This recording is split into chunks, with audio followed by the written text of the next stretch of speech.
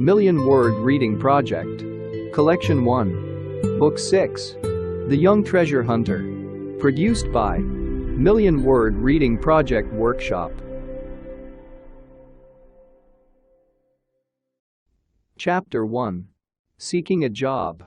"How are you feeling this morning, Father?" asked Fred Stanley as his father came slowly into the dining room, leaning heavily on a crutch. "Not so well, Fred. My leg hurt badly last night, and I did not sleep much." "You are up early, aren't you?" "Yes. I am going over to the new diggings and see if I can't get a job." "Where are the new diggings, Fred?" "I hadn't heard of any." "Near Cartersville. They formed a settlement and called it New Strike. I heard they wanted boys to drive the ore carts, and I thought I'd go over and try for a place." "It's too bad you have had to stop school, Fred, and go to work. If I wasn't crippled I could make lots of money at mining." "Never mind, Father. When you get well again, you'll make more than ever. And I don't mind giving up school, very much." Fred added the last words in a lower voice, for he greatly liked his studies. But when he was needed at home he did not complain. Norman Stanley, Fred's father, had been injured in a mining accident about 6 months before. Though he was better now, he could not walk without a crutch. The doctor said he would get entirely well, but it seemed very slow, and sometimes Mr. Stanley was almost discouraged. The Stanley family, of which Fred was the only child, lived in the town of Pittock, California. It was not far from a mining area and within a short distance of the coast. Mr. Stanley had been well off when he was able to work. But because of his accident, his savings had been used up. Fred made small sums by doing odd jobs here and there. Mrs. Stanley took in sewing, and they just managed to get along. "Well, Fred," went on Mr. Stanley, "I hope someday I can send you back to school, and perhaps to college. If only my leg would get better," and he let out a sigh. "Don't worry, Father. We'll get along somehow," said the boy.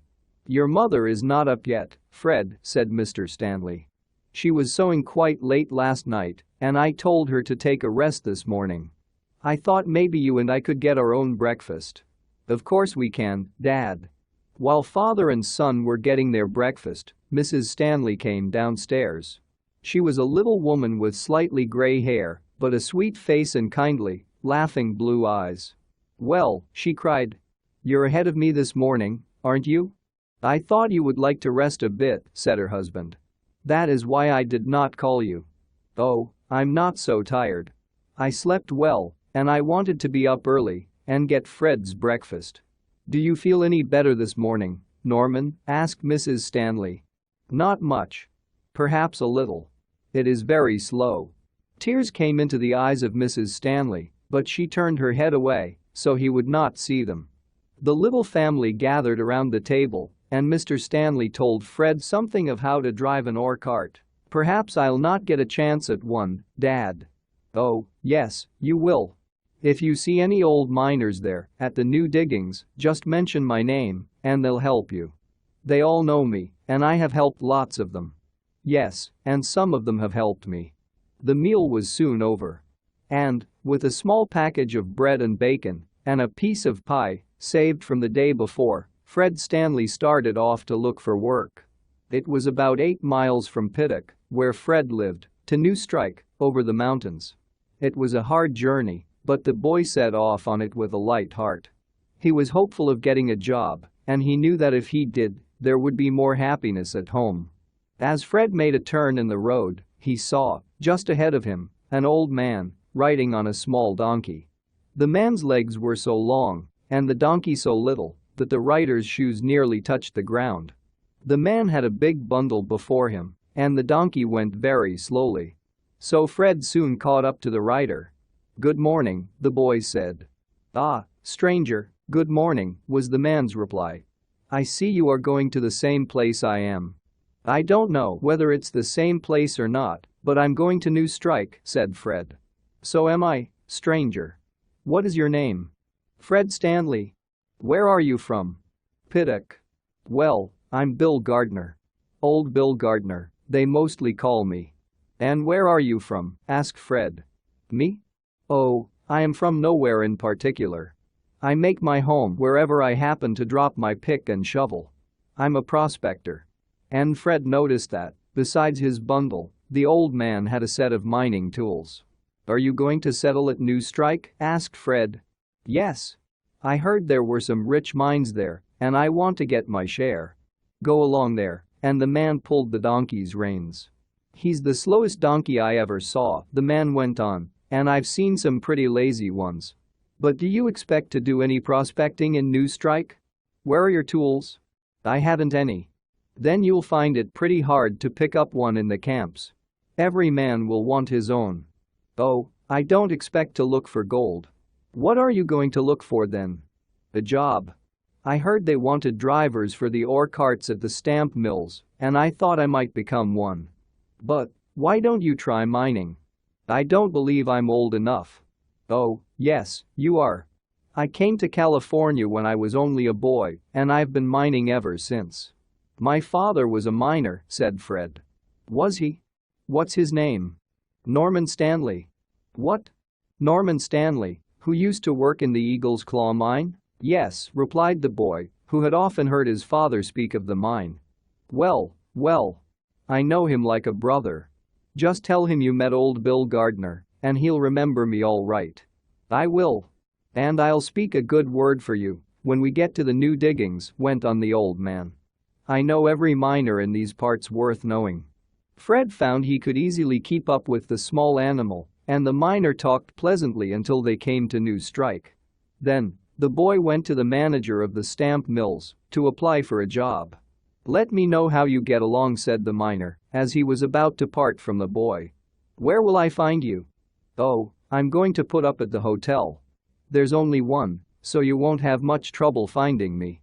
Just ask for old Bill Gardner, and anybody will point me out." "Well, good luck." "Thank you," answered Fred, as he started toward the stamp mills. "Well, what can I do for you?" asked the manager, as Fred entered the office. "Do you want any boys to drive ore carts?" "I heard you did." "We did, but we filled the last place about an hour ago." Fred's heart sank. If he had been a little earlier, or if he had started sooner, he might now have had a good job. "Is there anything else to do around here?" he asked. "I would be glad to get work of any kind. I'm afraid I haven't anything for anyone as young as you.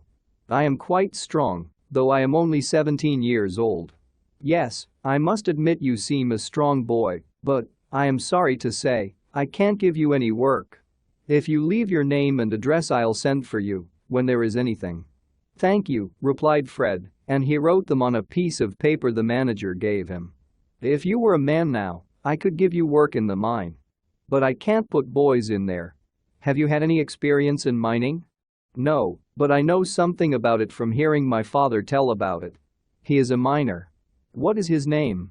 Fred told him, and found that, while the manager did not know Mr. Stanley, he had heard of him. "I wish, for your father's sake, I could give you work," he said. "I'll keep you in mind, and you shall have the first job that is open." "That is very kind of you." Fred said goodbye to the manager and started off to see if there was any work elsewhere for him. But he found that either all the places were filled or that, when there was work, he could not do it.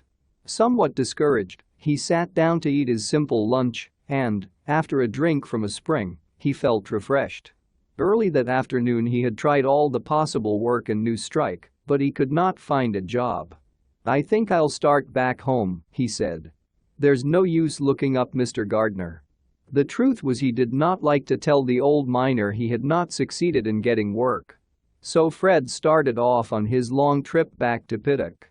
But, as he was passing along the only street of the town, a voice called him. He turned to see the old miner in front of the hotel. "Wait a minute. I want to speak to you."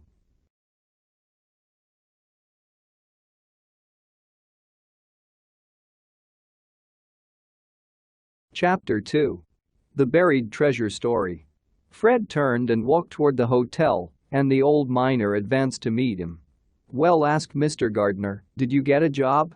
"No. I'm going back home." "I wish I could help you." "Do you need work very much?" Well, I have to help support the house since my father met with that accident. That's so. Why am I not rich? Then I could help my old friend. I don't think my father would take money that he or I did not earn. No, that's right, he wouldn't. But if I was rich I could give you a job.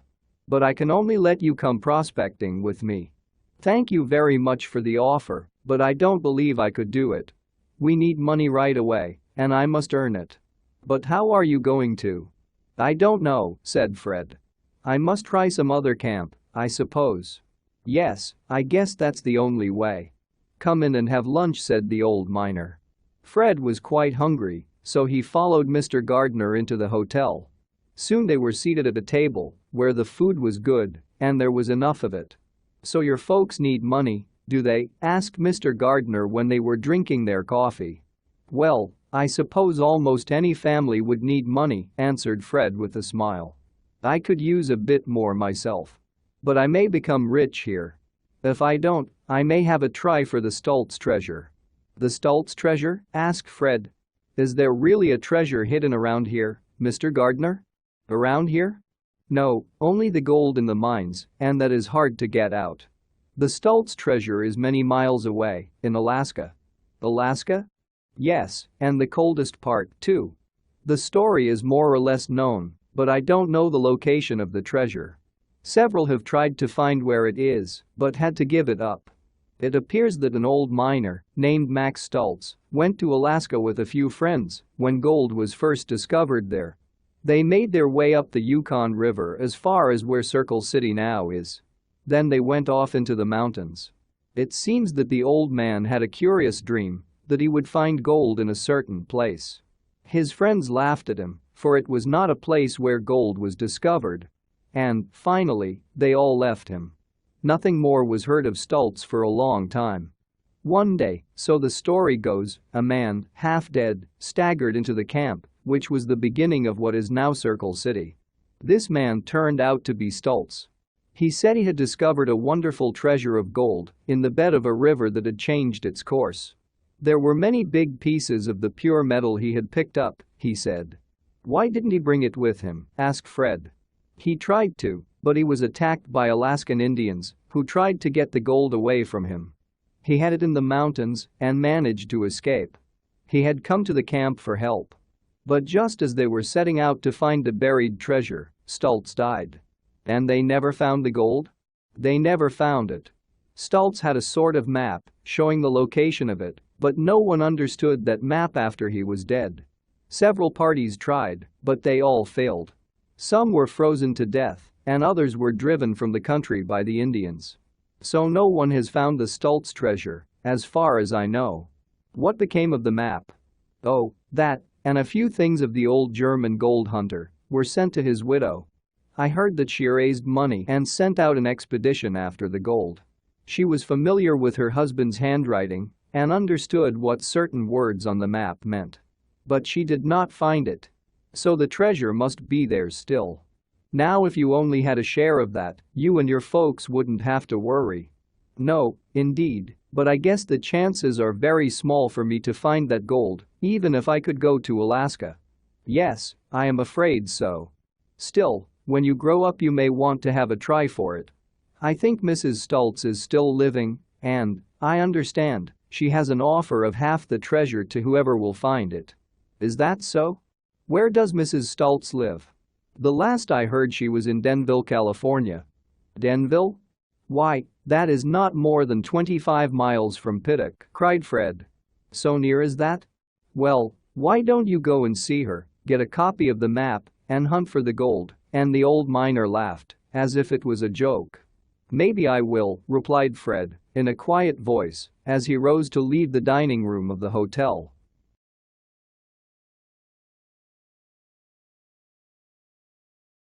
Chapter 3. Fred has hopes. How long will it take you to get home? Asked Mr. Gardner, as he went toward the street with Fred. Oh, about 3 hours. I'm a pretty fast walker, and it's mostly downhill. Well, stop and see me at this hotel whenever you're in this direction. Thank you, Mr. Gardner, I will. And give my regards to your father. I'd like to see him. I will do so, but I'm afraid you can't see him unless you call. He is not able to get very far from the house. Then I'll try to call. Don't forget to say that old Bill Gardner was asking for him. And if he wants to have a try at the Stults treasure, why, I'll give him a letter of introduction to the widow. I know her. Do you? Asked Fred eagerly. Then perhaps you would give me a letter? Give you one? Why, you don't expect to have a try for it, do you? I don't know, replied the boy seriously. I would like to talk to my father about it. But I have another plan in mind. If I had a letter to Mrs. Stults, she might be able to tell me where I could get work. I believe you said she had an interest in some mines. She has, and she might be able to get you a place. I did not think of that. But Denville is quite a way off. Well, I may have to go quite a distance before I can get a job. All right. Wait a few minutes and I'll write you a letter of introduction to Mrs. Stults. She is rather a strange German woman, and she doesn't make her mind up in a hurry. Then I will give her plenty of time to consider matters, Mr. Gardner. In a little while, Fred was on his way home. When he got home, Fred described the incidents of the day and gave his father the message from Mr. Gardner. Yes, I remember him very well, said the miner. I have a nice meal for you, Fred, said his mother, coming in at that moment. That's good. I have a fine appetite. I'm glad of it. Mrs. Robinson paid me more for the sewing than I expected, and I got a little treat for you. I made some pudding. We haven't had any in a long time. Mr. Stanley's face turned red. He felt sorry that he was unable to support himself, much less his family. During the meal, Fred was so busy thinking that his mother asked him what was the matter. I'll tell you, said Fred. I am thinking of a curious story I heard today. A story? What about? About treasure buried in the mountains of Alaska. Then Fred told what Mr. Gardner had told him about the gold left by Stults. I have heard that story several times, said Mr. Stanley. Then you think there might be treasure there? I believe there might have been. Whether it is there still is another question.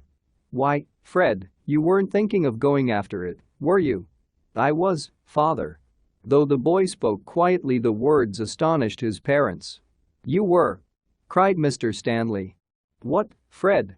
Go way off to Alaska and freeze to death on an iceberg? Asked his mother. Oh, I guess I could stand the cold, mother. I could wear a fur suit, like the Eskimos. But whether I could find the gold is another question. How much do you think would be there, Dad? It is impossible to say.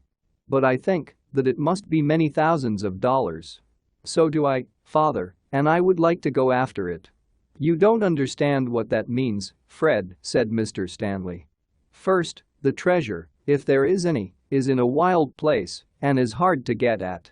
Then Alaska is no easy place to reach, and it takes more money to get there than we shall ever have, I'm afraid. Another thing, you would have no right to go after the treasure. It belongs to the widow of Stults. I would have a right to search for it if she gave me permission. Fred drew something from his pocket. I admit it may be impossible for me to go after the treasure, he said, but I know where Mrs. Stults is now, and I have a letter of introduction to her, and he showed the letter given him by Mr. Gardner.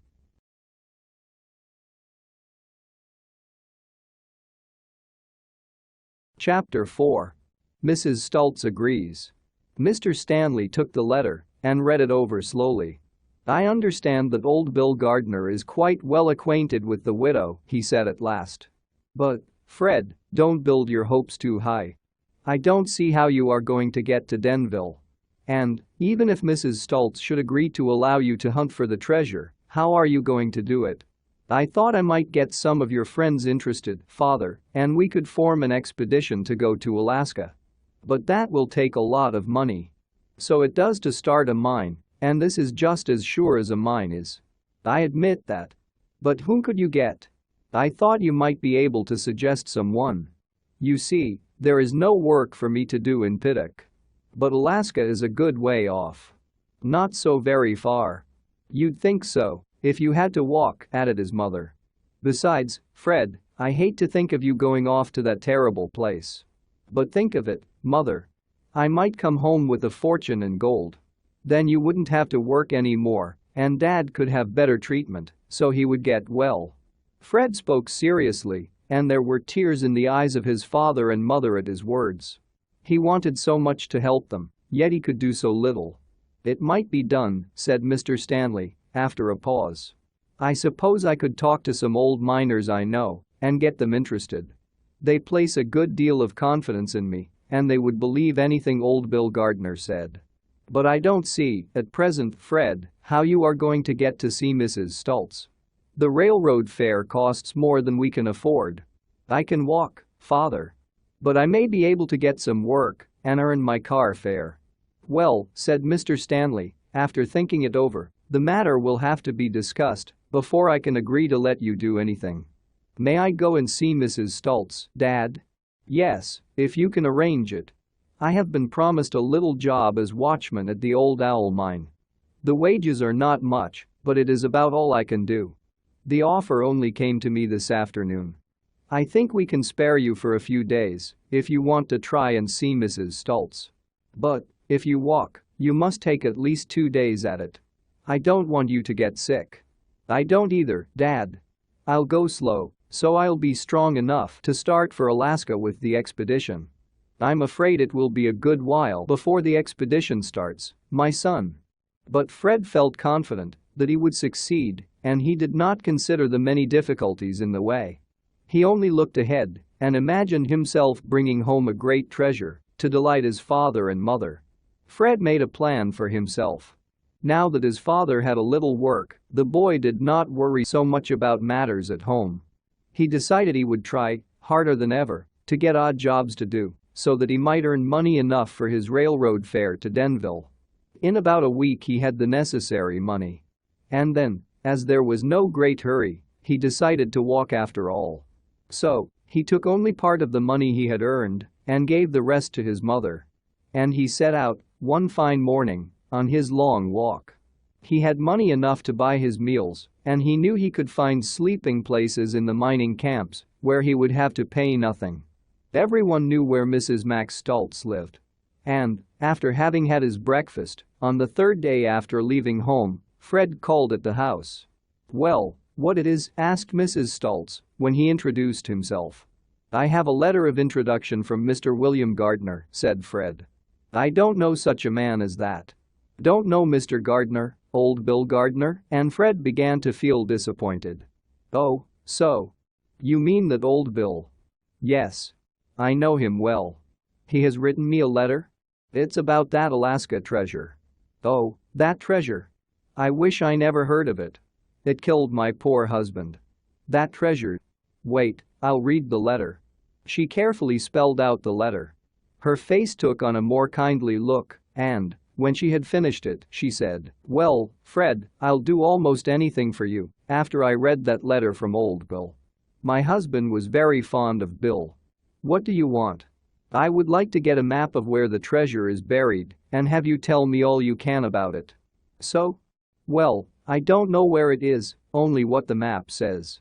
But listen, how is a boy like you going to hunt for that treasure? Maybe it isn't there anymore. Maybe those Indians took it. Oh, my poor husband. That treasure was the death of him, and I don't want to see it kill any more people." "Well, I shall have to take that chance, I suppose," said Fred. "But are you willing I should hunt for it? How can a boy like you, all alone, find something that lots of men have failed to find? I expect to have some men help me. My father is an old miner, and he will advise me. Probably he would go, only he is lame. Then you know something about the trouble. And maybe you could get a party to hunt it. Only the last party that went for it was frozen badly, and they came back without the gold." "Have you the map?" asked Fred, anxious to see the document. "Yes, but if I agree to let you search, I will only give you a copy. If you don't come back, my map would be lost. Maybe it would be better if it was lost, then nobody would try for that treasure anymore. If it's there, it ought to be found, Mrs. Stults." "Well, maybe I'll give you a copy of the map. I have to think it over. You come back in an hour, and I'll let you know." Fred was anxious to know right away, but he went out and wandered about the streets. He was back probably a minute or so ahead of the time. "Well," said Mrs. Stults slowly, "I have considered it, and I am willing that you should have a try for the treasure. And can I have a copy of the map?" "Yes. Without it you could do nothing. I will have my lawyers draw up a copy for you, and you also have to sign some papers." "What kind of paper?" "You must promise to bear all of the expenses of the expedition, you and your friends, and I must have half the treasure if you finds it. Will you do that?" "I will, Mrs. Stults." "Then come here this afternoon, and I will have the map copy and the papers ready for you. You are a smart boy. Maybe you will succeed. I trust you because of the letter from old Bill. Now come back this afternoon." "What is your name?" "My name is Fred Stanley." "Well, Fred, come this afternoon."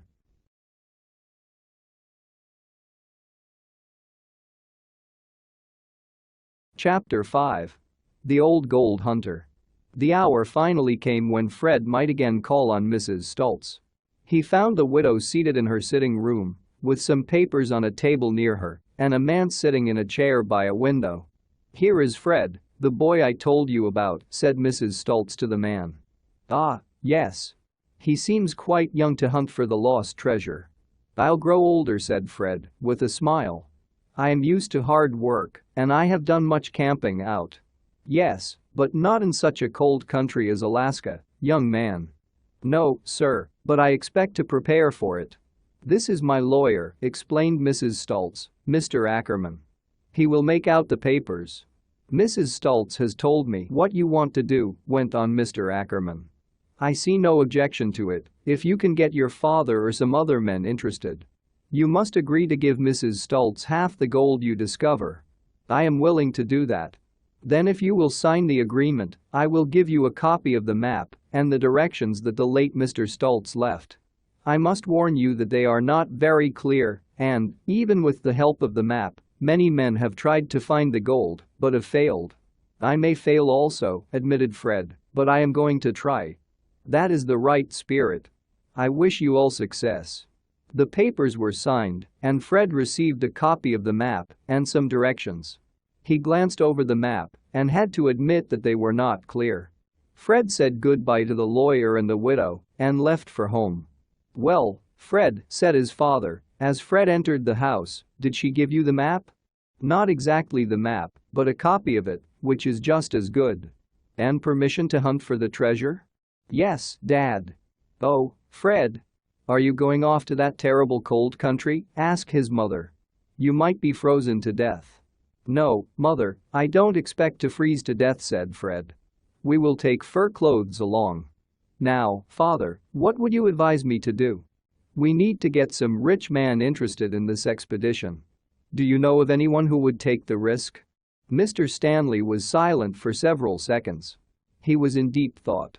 Then he suddenly cried. "Fred! I believe I know the very man." "Who, Dad?" "Simon Baxter. He is an old gold hunter, as well as a miner. He has gone on several expeditions of this kind, and he has traveled in the far north. He would be the very man." "Do you think he would go and provide the money?" "Ah, that is another question. You can see him and find out. He lives about 5 miles from here with his son Jerry, who is about your age, Fred. Perhaps Jerry would go along. Then he and I could have a good time together. He might. He is a strong, cheerful boy. I will write a letter to Mr. Baxter, and you can take it to him. Perhaps you can persuade this old gold hunter to support the expedition. He and I are old friends, though I have not seen him for some time." After dinner Fred started out. He found the old gold hunter working in his garden. Fred showed him his letter. The old miner read it through slowly. Then he started on it a second time. Finally, when he had again come to the end, he said, "You want me to leave my quiet life here and go to Alaska after a lot of gold that we'll probably never find. We might find it." Mr. Baxter read Mr. Stanley's letter over again and then said, "Come into the house, young man." Chapter 6. Off for Alaska. Fred followed Mr. Baxter into a fine country house.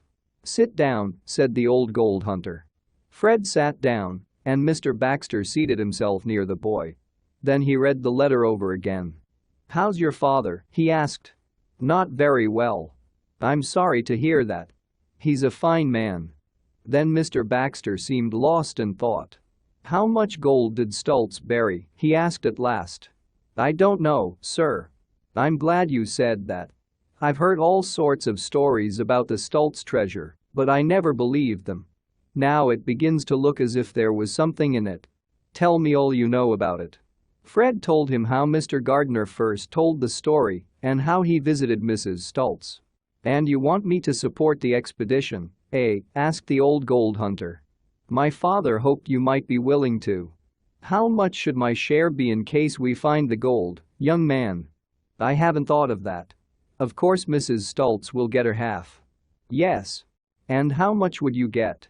"I'd be willing to leave that to you." "Well, I am willing to support the expedition and go after the gold. I think I'll take my son Jerry along, and we'll need another man, or maybe two." "Can't I go?" asked Fred. "Yes, I am coming to that. You can go along, and your share will be 1/3 of half the treasure." "I'm satisfied with that."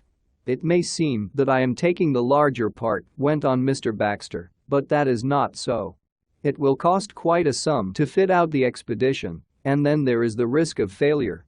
If we find the gold, we will give 1/2 to the widow. The rest we will divide into 3 parts, and you shall have 1.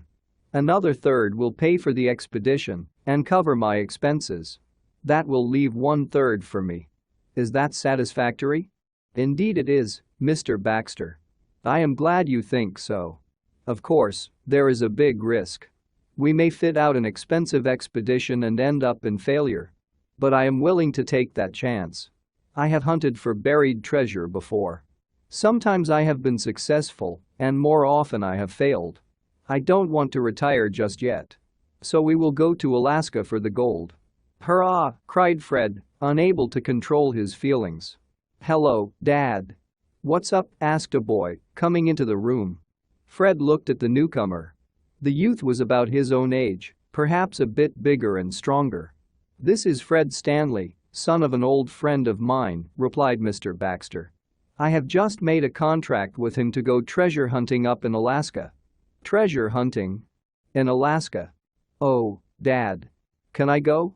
"Well, I suppose you can go," said Mr. Baxter. "Now let's get down to business." Mr. Baxter introduced his son to Fred, and the 3 were soon arranging for the expedition. Mr. Baxter knew just how to set about fitting out the party and about what it would cost. "Are we 3 the only ones going?" asked Jerry. "No, I think we'll need another man," said his father. "We'll have hard work, and there are those Alaskan Indians. With another man I'll feel safer. But leave that to me. Now, Fred, go home and get your tools ready. I'll get the guns, ammunition, picks, shovels and all that. We'll have to take a warm tent along, for I think we'll have to do some camping out." "When can we start?" asked Fred. "It will take about 2 weeks to get everything ready. Now I'll write a list of what you can take from home, and then you can go. I'd ask you to stay and spend a few days with us. Only I'm going to be so busy that you wouldn't enjoy yourself. Give my regards to your father." Fred promised to do this. And then, with a list of the things he would need, he left for home. Mr. Stanley was delighted with the success of Fred's visit to the old gold hunter. Mrs. Stanley began to be worried. She spoke seriously to her husband when Fred was out of the house. "Do you really think, Norman, that it will be safe to let Fred make this trip?" she said. "Well, my dear, why not? Oh, there are so many dangers. Think of the icebergs, the polar bears, the great sea lions, the terrible cold, and all that. There are no icebergs on land, and I don't believe they'll meet with any wild animals worse than wolves or wild dogs. They're not to be feared, as long as one has a gun. Of course it'll be cold, but with plenty of fur clothes, he can be almost as comfortable as here at home."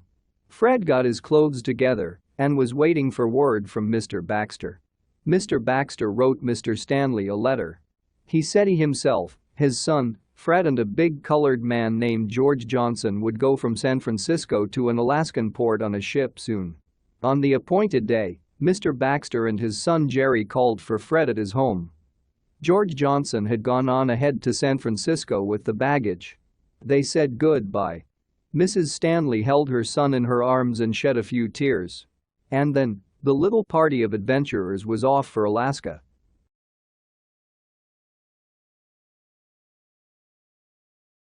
Chapter 7. Amid Frost and Ice. The railroad journey to San Francisco did not take long, and that same day Fred and his friends went aboard a ship, the Sea Lion. George Johnson proved to be a big, cheerful colored man. He was used to hardships of all sorts, though he had never been very far north. He was very strong, and that was the main reason why Mr. Baxter had selected him. The ship was crowded. On all sides, people were talking about finding gold. "I wonder how soon this ship sails," said Jerry. "Early tomorrow morning. That's why we came on board today. I don't like to get up early to catch a boat." The 4 treasure hunters occupied one stateroom with 4 beds, as they wanted to be together. Fred was awakened in his bed the next morning. At first he could not understand what it was, but he soon knew that it was caused by the waves on the ship. "Are we off?" he cried. "Yes," replied Mr. Baxter. Fred and Jerry dressed and hurried out on deck. They were out of sight of land, for the ship had sailed before daybreak, and it was now about 8 o'clock. "We're headed for Alaska," cried Fred excitedly. Yes, answered Jerry. "And there's no telling when we'll be coming back." "I don't want to until we get that treasure," went on Fred. "Don't speak about it," warned Jerry. At that moment a man passed the 2 boys. He had one glass eye. He glanced sharply at Fred, and the boy regretted he had mentioned the treasure. "Do you think he heard me?" he asked Jerry in a low voice. "I'm afraid so. But I guess it doesn't matter. He can't know what you meant. Still, it's better not to speak of it on the ship." Little happened on the following days. The man with the glass eye was frequently seen on deck. But, as Fred and Jerry were careful not to mention the treasure again, they paid little attention to him. Fred learned his name was Jacob Callick. Once, the man tried to talk with the boy. "Are you and your friends going to prospect?" asked Callick. "Yes," replied Fred. "Where?" "We haven't quite decided," said Fred, and then, seeing Mr. Baxter coming, he went to join him. "Oh, you think you'll throw me off the track," said the man with the glass eye as Fred left him. "But I'll find out yet. Jake Callick can see more with his one eye than some folks can with 2. You can't lose me so easily." As the days passed there was a great change in temperature. The winter was just setting in. "We'll sight ice today," said one of the sailors. "Do you mean an iceberg?" asked Fred. "Yes. I can tell by the smell. We'll see a big one before night." That afternoon the ship passed a huge iceberg, and the cold was becoming sharper every hour. That night, Mr. Baxter had Johnson take out thick fur coats, caps and mittens, while heavy fur boots were ready for the journey on land, which would soon begin. The Sea Lion went up the Yukon River as far as possible and then stopped. There was a settlement on shore. A snowstorm the day before the ship arrived had covered everything with a coat of white. The cold was bitter, and even in their fur clothes the little party of adventurers could feel it. On every side there was a rush and confusion. Many people wanted to take passage back in her. Some had made their fortunes and were returning happy. Others had failed to find any gold or had lost it. Some had hardly enough to pay their way home. There were only simple shacks, which served for houses, stores and hotels. With the help of Johnson, the baggage of the 4 gold hunters was landed. It was piled up on the wharf, together with that of scores of other adventurers. "What are we going to do, Dad?" asked Jerry as he and Fred looked in wonder at the scene of confusion about them. "Well, we'll see if we can stay in some hotel. Then I'll have to consider getting guides and dog teams." "Are we going to travel with dogs and sledges like the Eskimos?" asked Fred. "That's about the only way we can travel where we're going," replied Mr. Baxter. "Come along. If we don't hurry, all the places in the hotels will be taken, and we'll have to camp out our first night here." Fred was hardly able to realize that he was really in Alaska. Would they find the great treasure? Would they get it safely home? These were questions that came to the young treasure hunter, and he tried to find a hopeful answer to them as he followed Mr. Baxter and Jerry. They left Johnson in charge of their goods. As they turned away from the wharf, the man with the glass eye arose from behind a pile of boxes. "I must keep my one good eye on you," he said to himself. "I think you're up to something besides prospecting."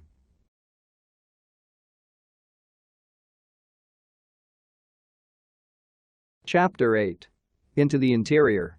Mr. Baxter made his way through the crowd of miners and others, down the single street of the settlement along the river until he saw a hotel. Here, he found that there was only one room left. "We'll take it," he said at once. "But, Dad, can we four sleep in one room?" said Jerry.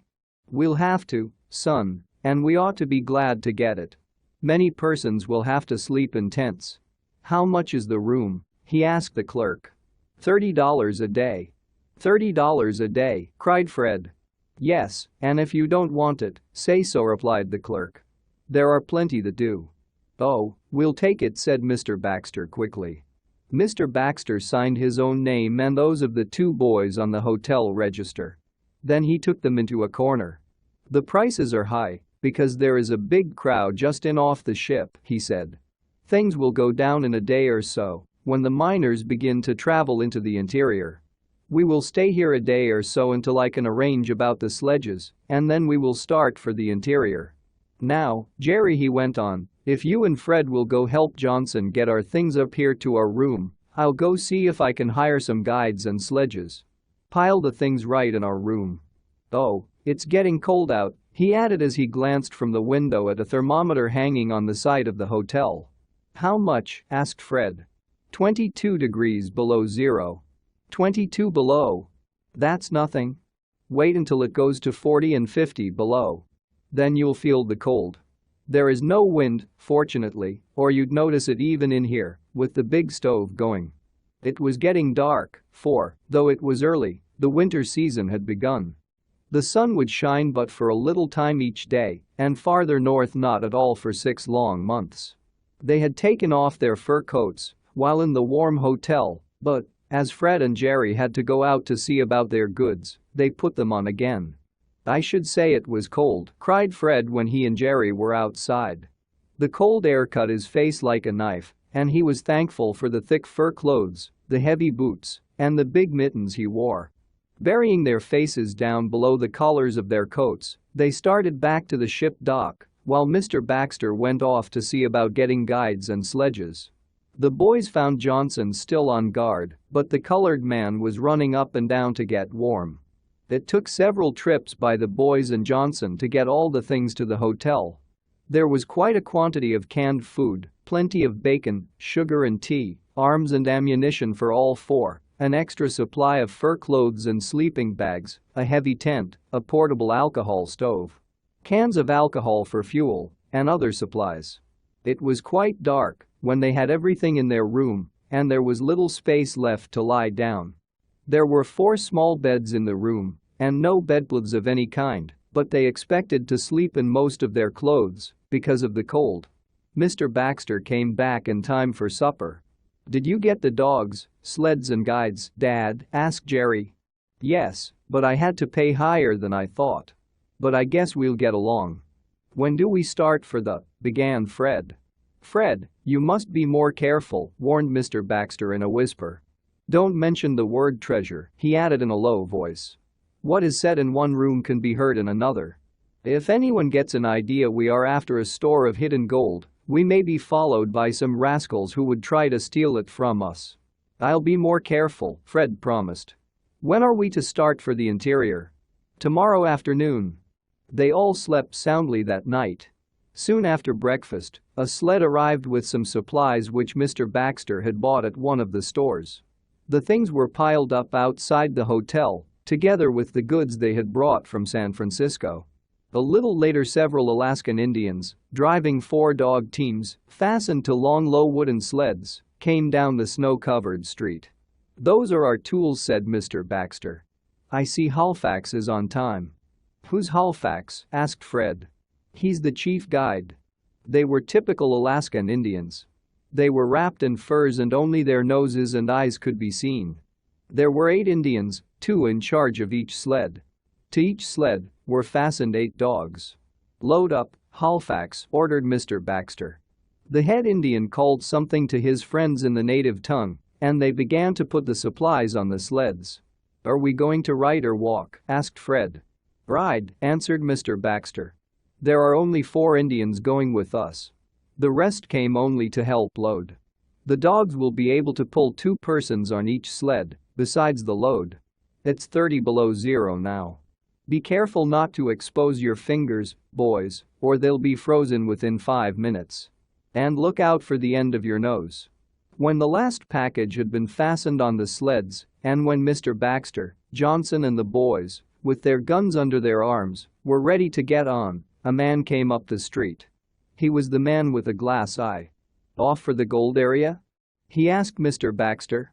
And at the sound of the voice, Fred knew the man was the same one who had questioned him on the ship, Jake Calick. "Yes, we're off prospecting, stranger." "Well, good luck." "Thank you." "Get on, boys," said Mr. Baxter, taking his place. Fred, Jerry and Johnson sat on the big sleds. The Indian drivers sitting in front called to the dogs. At that moment the man with the glass eye said something in a whisper to Zank, one of the guides. The Indian looked up and nodded. Then, he called to his dogs and set them off fast. The treasure hunters were on their way to the interior after the buried gold.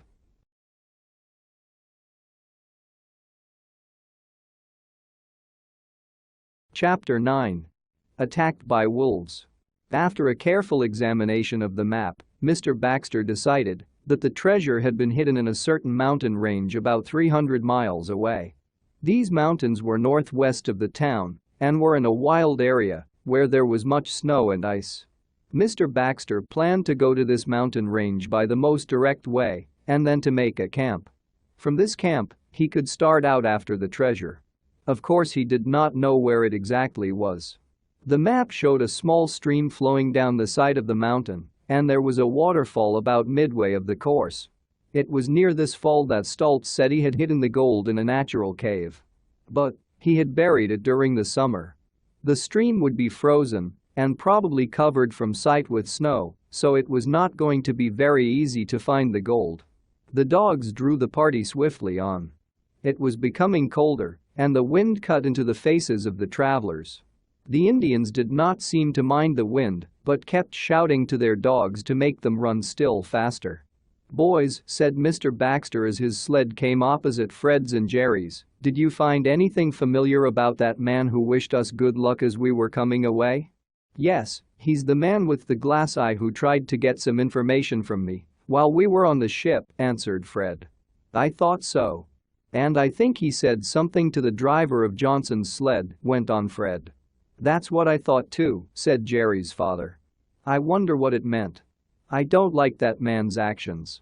I hope we can trust our guides." "Why, will they do us any harm?" asked Fred. "Well, there are good Alaskan Indians and bad ones. I tried to hire good ones, but there are many thieves among them. Do you think you can trust our men?" "I hope so. I am sure Halifax is all right, for he was recommended to me by an old miner whom I know. As for the others, I'll have to be on the lookout." Johnson's driver seems to be slowing down, as if he wanted to find out what we are talking about, said Fred suddenly. "So he does."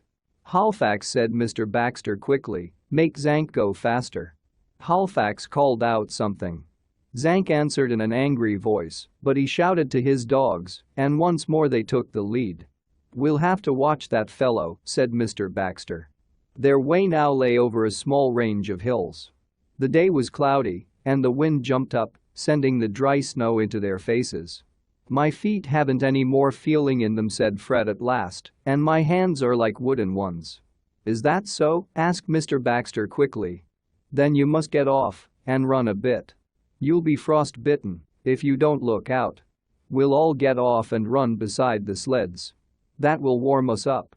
In about an hour we will stop and have tea." Mr. Baxter called to Halifax to stop the dog teams, and the 4 travelers got off. They were all so cold and stiff they could hardly stand. But they soon felt better. The dogs were driven slowly, and the gold hunters ran alongside of the sleds. When they were warmed through, Mr. Baxter asked them to stop and got out the alcohol stove to make tea. They used melted snow for water, and then Mr. Baxter warned the boys and Johnson against eating snow or ice when thirsty. It seemed rather strange to sit down out of doors in that icy area and drink hot tea, but everyone agreed that it was an excellent drink. Then the journey was continued until night was coming on. "We'll make camp now," said Mr. Baxter, and he gave the orders to Halifax. The Indians drew the sleds up in the form of a square, and when robes were spread over them, this would form their camp. As for the others, the tent was put up, and snow was piled around the bottom to keep out the wind. Then, when the alcohol stove was set up inside and a simple meal started, the place was fairly warm. The Indians were good at making camp, and soon the dogs were fastened to one side and were eating their supper of frozen seal. After that they got down under the snow to keep warm. Mr. Baxter looked at the thermometer he had hung outside the tent. "It's 41 below now," he said, "but the wind doesn't blow, and that makes it better." "Is it likely to get any colder?" asked Fred. "It's likely to, but I hope it doesn't. This is all I want." There was nothing to do but to go to bed. Seeing that the tent was safely fastened and that their guns were ready at hand, Mr. Baxter went to bed. The boys were already asleep, for cold makes one sleepy. It was long after midnight when Fred was awakened by loud howls outside the tent. At the same time Mr. Baxter and Jerry sat up. "What's that?" asked Fred. "A pack of wolves," replied Mr. Baxter. "Boys, get your guns ready. We're going to have trouble. The animals are probably wild with hunger and have smelt our camp."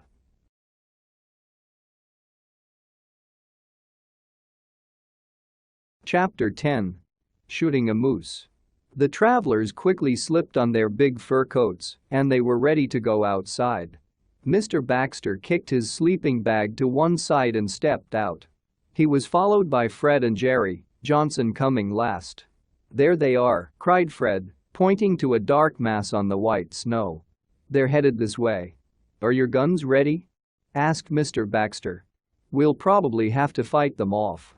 "They are coming closer," said Fred. "Yes. It's curious the Indians don't awaken. I think I'll call them." Mr. Baxter stepped toward the Indians' camp. They were sound asleep. But at a call from Mr. Baxter, the 4 guides sat up suddenly. They did not need to be told what the matter was, for the wolves were now quite close. They were howling fiercely, while the dogs were trying to break the thongs that held them, so that they might seek a place of safety. Hardly had the Indians got the dogs safely inside the square of sleds when the wolves came up. "Now, boys, fire your guns," cried Mr. Baxter as he fired several times into the hungry pack. There were howls of pain, and several wolves fell on the snow. Jerry and Fred fired together, and Johnson came to their help. There must have been at least 50 wolves in the pack. Fred and Jerry were firing as fast as they could. At first they did not notice the cold, but after a few shots the sharp frost began to numb their fingers. "My fingers are too stiff to pull the trigger," cried Fred as he tried to fire another shot. "They feel like pieces of ice." "So do mine," added Jerry. "Give them one more volley and I think we'll drive them off," called Mr. Baxter as he and Johnson fired again. The boys managed to do it. More than half the wolves had been killed and a number wounded. The rest of the wolves turned and ran off. "It's lucky we heard them in time," said Mr. Baxter, "or they might have killed all our dogs. Then we would have had to give up the expedition." As everyone was cold, Mr. Baxter had Johnson make a big pot of tea. The drink warmed everyone up, and then the treasure hunters once more got into the sleeping bags. They didn't get up until the sun rose. After breakfast, the sleds started again. About noon, they came out on a vast level snow plain.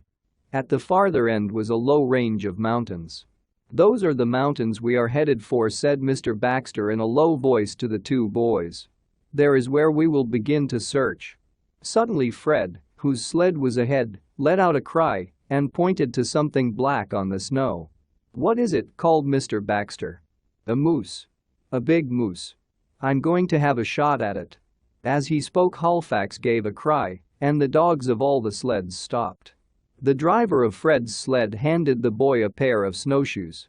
Fred, with the Indians' help, quickly put them on. The moose had been trying to get the mosses under the snow, and now it lifted its huge head. At once, the big animal ran off, but the snow was deep, and it sank down at every step. Holding his gun ready, Fred glided forward on the snowshoes. Taking good aim, he fired, and a moment later the big moose sank down in the snow.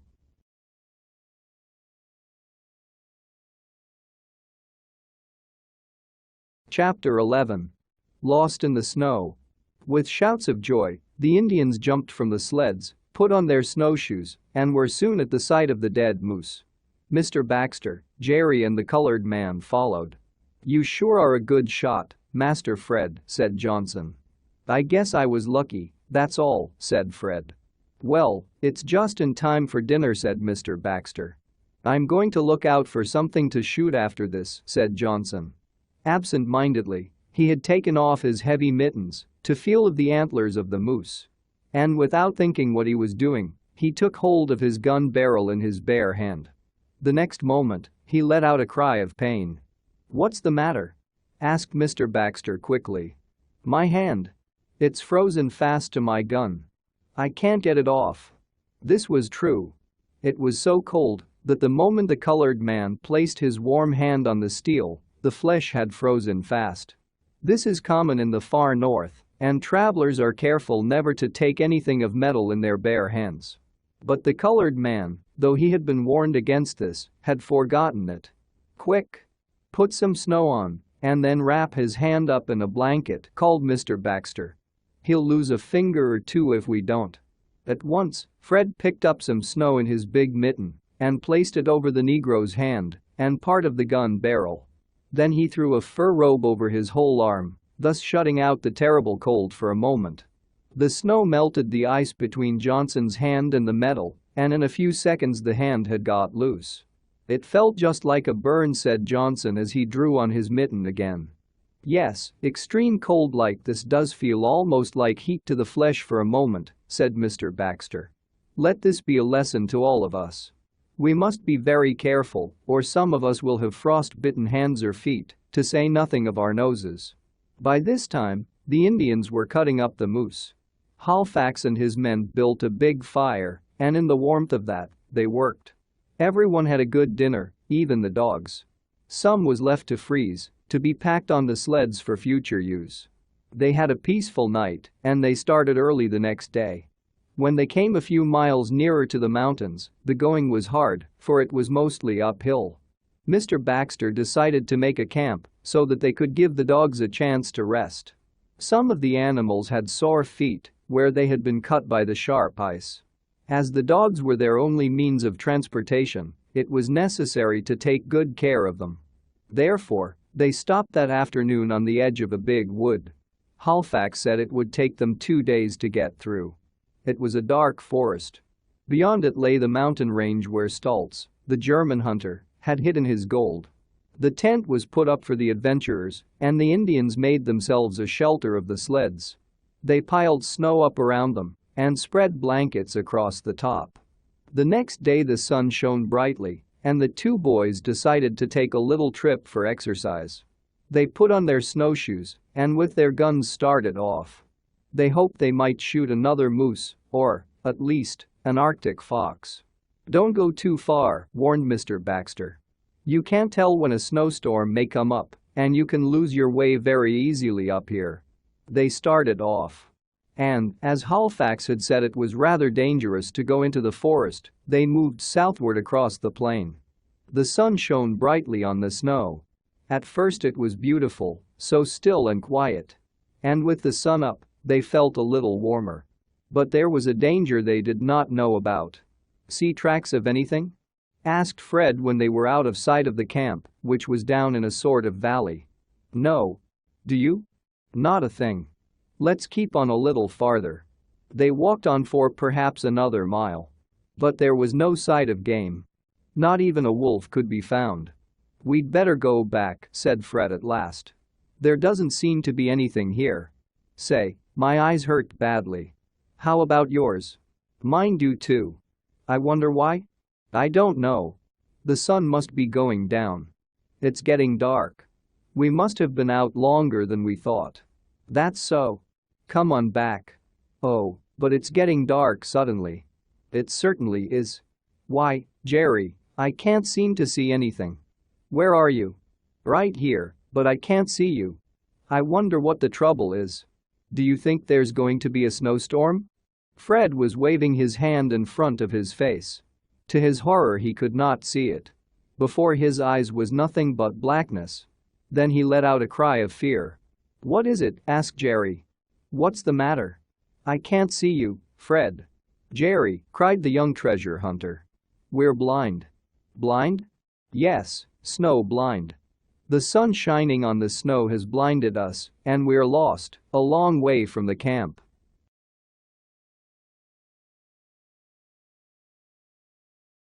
Chapter 12. In the wilderness. The two boys found each other by the sounds of their voices. "We mustn't get separated," said Fred. "That would be terrible. Oh, how my eyes hurt." "So do mine. It's just like once when some pepper blew in them." "What shall we do?" "I don't know. We must think." "Wait a minute. I'll take my belt and fasten it to yours. Then we can't lose each other, and we'll have our hands free." Fred fastened his belt to Jerry's. Neither of the boys could see a foot ahead. Though the sun shone brightly on the white snow, they could not see it. "Now what shall we do?" asked Jerry. "Have you any idea which way the camp is?" "I remember that as we came away from it the wind was at our backs.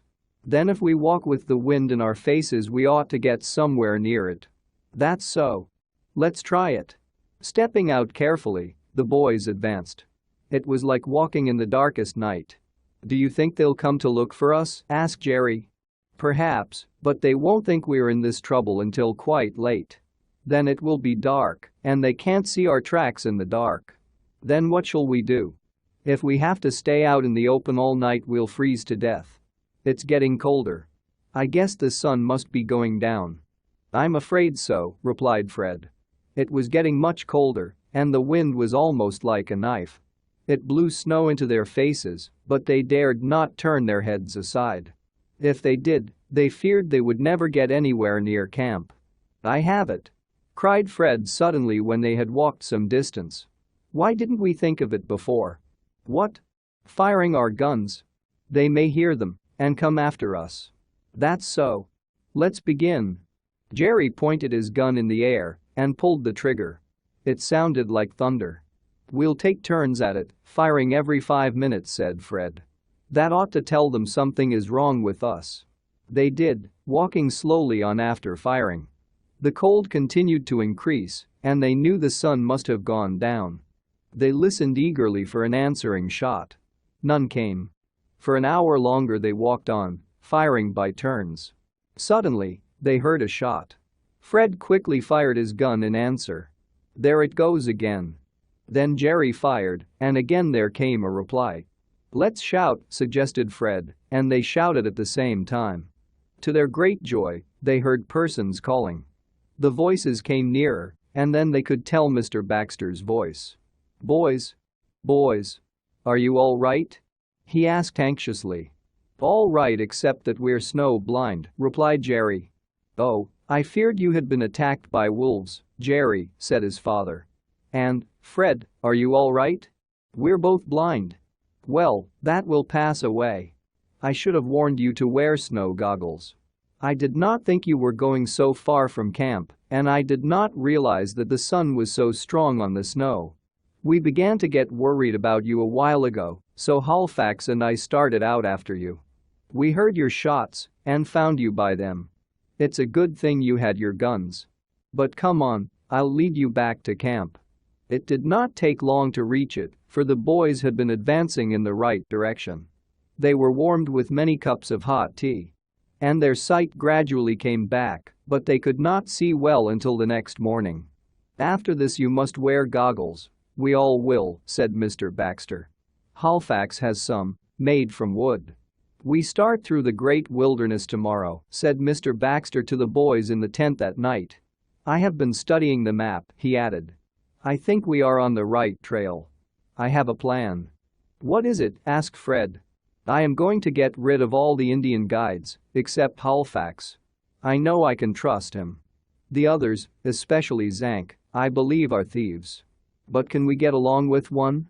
asked Fred. "Yes. Halifax says he can take the leading dog team. He will attach the other dogs to the head sled, then he can pilot them all. In this way, when we reach the treasure, only one Indian will know about it. Thus we will not run such a chance of being robbed." "But what will you do with the 3 other Indians?" asked Jerry. "They will go off to join a branch of their tribe. It is not far from here.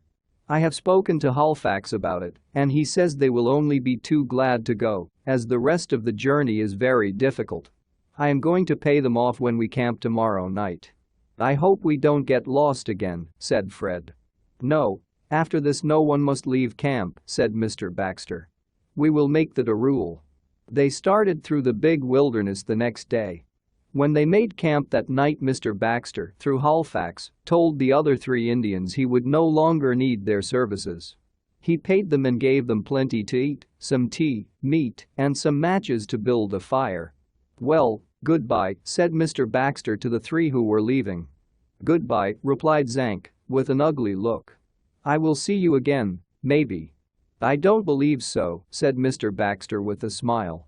But Fred thought of the whispered words between the man with the glass eye and the Indian and he felt anxious.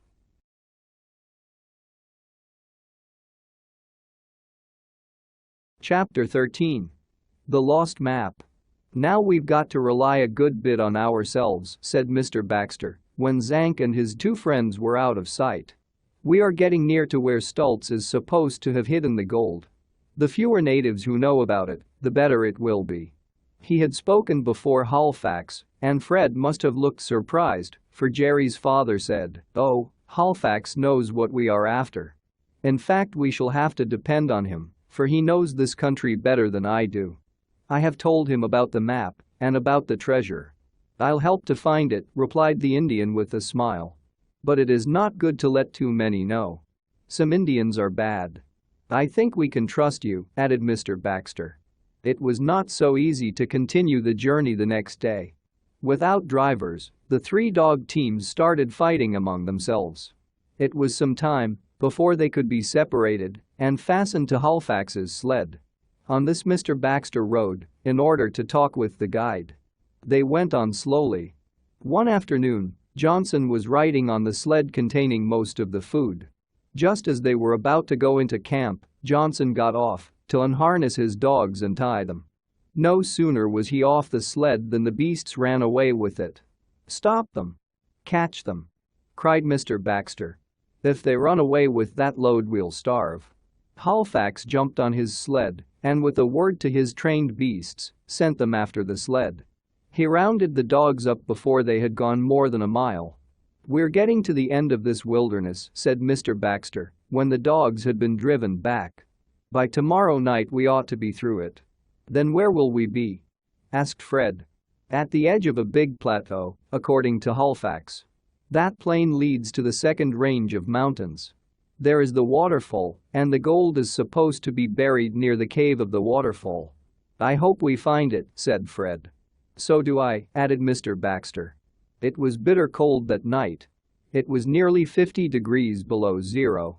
Although they were wrapped up in thick furs, with a great fire going outside the tent and the alcohol stove lighted inside, the adventurers were nearly frozen. They were all glad when morning came and they saw the sun, even if it was not so very warm. Mr. Baxter got out the map and he and Halifax examined it before the dogs were fastened to the sleds. "I think we are really in the treasure district," said the old gold hunter as he looked at the map. "Here is the end of the forest and the great plain over which we have to go to get to the waterfall. Well, boys, we will be there in a day or 2 now." "That's good," said Fred. "I'll be glad to get back to warm sunny California again, where I can wear ordinary clothes." Mr. Baxter was returning the map to the fur case in which he carried it. Because of the heavy mittens, his hands were not very certain in their movements. When he had put the map back, he tried to put the case inside his fur coat pocket. But his hand slipped, and the fur case, map and all fell to the snow-covered ground. Immediately, one of the big hungry dogs rushed up and took hold of it. He carried it away in its strong jaws, while the other dogs tried to take it away. "Catch him!" cried Mr. Baxter. "If he tears that case and destroys the map, we'll never find the treasure." "I'll get him!" cried Johnson. But the dog saw him coming and ran farther off. "Stop, or I'll shoot you," called the Negro. "No, don't shoot," cried Mr. Baxter. "Let me get him," spoke Halifax, running up. "I'll show how to make the dog drop the map."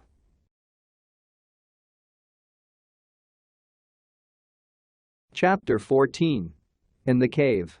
Quickly, the Indian ran to the sled containing the food for the dogs. He brought out several frozen fish.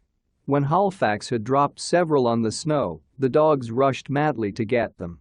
The sight of the fish was too much for the thief. He dropped the map and ran for the fish. "Now get it," said Halifax, and Johnson, who was nearest, rushed forward and saved the precious map. "Is it injured?" asked Fred, as Mr. Baxter began to examine it. "No, I think not.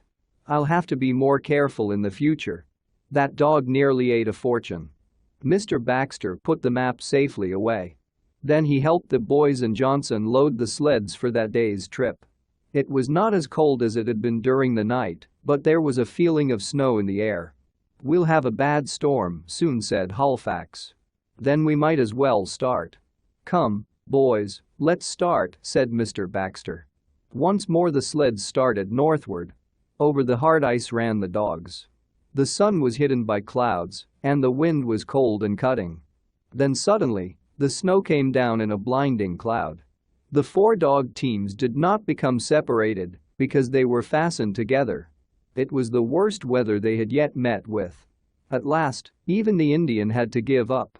"Got to camp," shouted Halifax, and he began to unharness the dogs. It was difficult work to get the tent up, but they managed to do it. They also built a fire of wood which the Indian dug out from under the snow. Then, with a big pot of hot tea and some bacon, the gold hunters tried to forget their hardships. The storm continued all the next day, and it was impossible to go on. The dogs were buried in the snow, and Halifax had one hand slightly frozen in digging them out to give them a feed of fish. But troubles cannot last so very long at a time, and on the morning of the third day the sun came out once more. "Forward," cried Mr. Baxter. "We are nearing the place, Fred." They crossed the big plain by the next night and camped at the foot of the mountain range where the gold was supposed to be buried. Mr. Baxter studied the map and thought they had come very close to Stults' trail. Along this trail, Stults had made his way to the settlement where he had told his strange story. The next morning, Halifax closely examined the map and found Mr. Baxter was right. On the map, there was a deep valley near which the party had made camp. And this valley was one of the landmarks of the place. Several expeditions had got to the valley, but when they entered the mountains they lost all traces. Either the map was wrong, or they did not properly follow the directions. Would these fortune hunters have any better luck? After a quick breakfast, they started out. It was necessary for the adventurers to walk beside the sleds, as the dogs could not pull the passengers and the heavy loads up the snow-covered mountain. They reached a shoulder of the slope and stopped to rest. Here Mr. Baxter studied the map again. "I think we had better go more to the left," he said. "It looks as if there was a stream there, but it's frozen over." Halifax agreed with him. It was now quite certain they were at least on part of the very ground mapped out by Stults. But whether they were near the hidden treasure was another question. They followed the course of the stream, and after a hard climb, they reached a sort of level place. "Doesn't look as though we were going to find a waterfall around here," said Mr. Baxter. "It certainly does not," added Jerry. Fred felt his heart sinking. They had come far enough to be at the fall, according to the map, but there was no sign of it. Fred went a little way ahead. As he turned a place with a big ledge of rock, he let out a cry. "What's the matter?" asked Mr. Baxter, hurrying up. "The waterfall," cried Fred. "There it is, frozen solid. See?" And so it was. The falling water had changed into wonderful shapes because of the cold. It looked like a big ledge of ice, with great columns hanging down here and there. "Now for the cave," cried Fred, hurrying forward. "It must be at one side of the fall." Mr. Baxter, Fred, and Jerry hurried forward, while Halifax and Johnson remained behind to look after the dogs. The gold seekers managed to climb over the ice. Mr. Baxter was in the lead. He passed across a frozen pool, and then, with a loud shout, he pressed forward. The boys saw him going toward a dark opening. They hurried to join him. "The cave," cried Fred. "It's the cave where Stults hid his treasure." Mr. Baxter was just at the entrance. As he was about to pass under the icy ledge, there was a crackling overhead. Fred looked up. To his horror, he saw a great icicle had broken off the mass at the frozen waterfall. It was falling straight down toward where Mr. Baxter was standing. "Look out!" cried Fred. "Go into the cave." Mr. Baxter realized his danger. He took a step forward, but, just then, his foot slipped, and he fell. The great mass of ice, weighing a ton or more, was falling straight down on Mr. Baxter.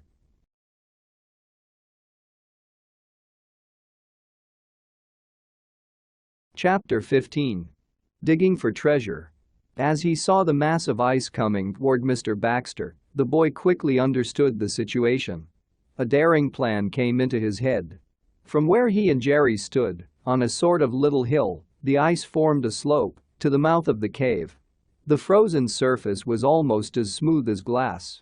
"My father will be killed," cried Jerry. Down came the great icicle. Suddenly, Fred threw himself forward on the icy slope, like a boy sliding downhill on a sled.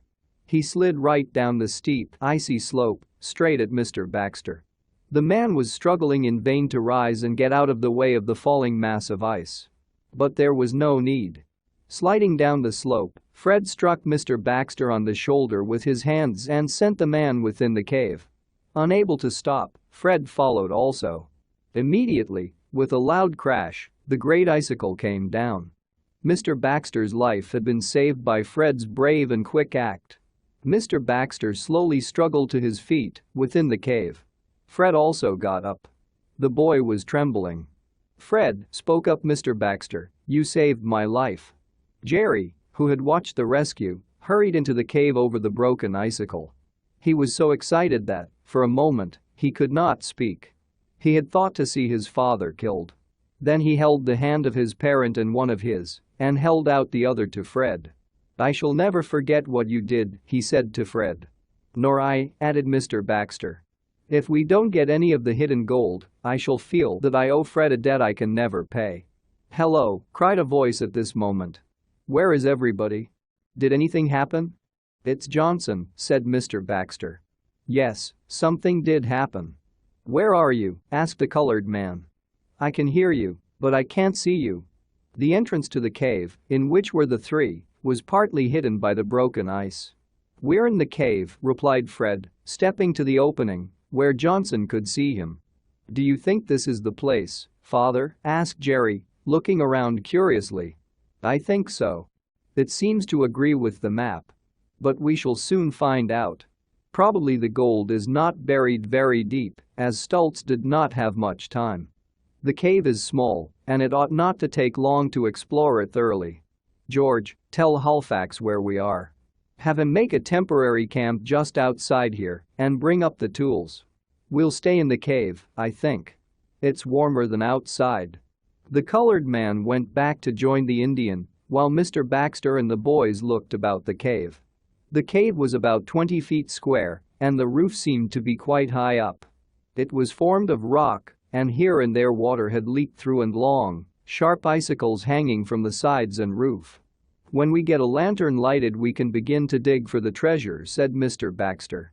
"I'm afraid it will be difficult work, for the ground is frozen as hard as a stone." Johnson and Halifax were soon at the cave, having brought the dogs and sleds as close as possible to the entrance. After bringing in the tools and several lanterns, the colored man and the Indian were told to go outside. "I don't want them to see us when we come upon the gold," said Mr. Baxter. "Besides, they must get the camp ready before night." The lanterns were lighted, and then the work of digging for the treasure began. "Now we'll divide the cave floor into 3 parts," said Mr. Baxter, "and each one of us will take one. In this way we will be able to make sure that we have covered every foot. There is no need to go down very deep." The work certainly was difficult, for the frozen earth was hard as stone. It was slower work than Mr. Baxter had thought. When it was time to eat dinner, they had, altogether, turned up only a small part of the cave floor to a depth of about 2 feet. "No sign of treasure yet," said Fred, about the middle of the afternoon. "I think I'll go outside for a breath of fresh air and to rest myself." "I'll go along," declared Jerry. When the 2 boys reached the mouth of the cave, they were surprised to find that it was quite dark outside. The short day was ended, and the sun had set some time before. The northern lights were beginning to shoot across the sky. Close to the cave, Halifax and Johnson had arranged the sleds with their loads and had fed the dogs. "I'm hungry," said Jerry. "Aren't you, Fred?" "Not so very. I'm too anxious to find the gold. I'm going back and dig." They worked for an hour more, and then Mr. Baxter, with a sigh of disappointment, announced that they would have the night meal. "I don't suppose any of you saw any sign of gold, did you?" he asked the boys. "No," replied Fred. "Do you think the treasure is here, Mr. Baxter?" "Well, I hope so. If it isn't, we can at least prove that there is no Stults treasure and that the story is all a myth, Fred." "Oh, I hope such a thing as that doesn't happen." "I hope so myself." It got much colder after they had had their hot tea and meat. As they were very tired, Mr. Baxter decided they would do no more digging until the next morning. "We ought to finish up the cave tomorrow," he said. "Suppose we don't find the gold, Dad?" Mr. Baxter said nothing. "This is the right place, according to the map," said Fred. "It is," admitted Mr. Baxter, "but there may be a mistake. There are probably more caves and waterfalls than this in Alaska, and Stults was not an expert map maker." None of the gold seekers rested well. They continued the digging soon after breakfast the next day. By noon they had covered nearly the entire floor of the cave. Fred was using his pick in one corner of the cave. Not more than a square yard of his part remained. The others had about the same still to explore, and, up to now, there had not been the slightest sign of the buried wealth. Fred's heart began to fail him. He raised his pick high over his head and brought it down with great force in the frozen dirt. Somehow it seemed to go in easier than it had before. It stuck in nearly up to the handle. The sharp point had entered something soft. The boy's heart beat fast. Had he discovered the hole in which the gold was hidden? A moment later, as the light from one of the lanterns shone on the spot where he was digging, Fred let out a joyful cry. "What is it?" shouted Mr. Baxter, as he and Jerry threw down their picks and hurried to the boy's side. The boy was down on his knees, digging out something with his hands. The others looked. Then they saw what they had come so far to seek. Fred's pick had cut through a bag, buried a short distance below the frozen surface. It was a bag of gold nuggets, and they lay about in the dirt. "The treasure!" cried Fred. "Here it is. I have found it." And so he had. Almost as he was about to fail, he had discovered the gold buried so long before by the old German, Max Stults.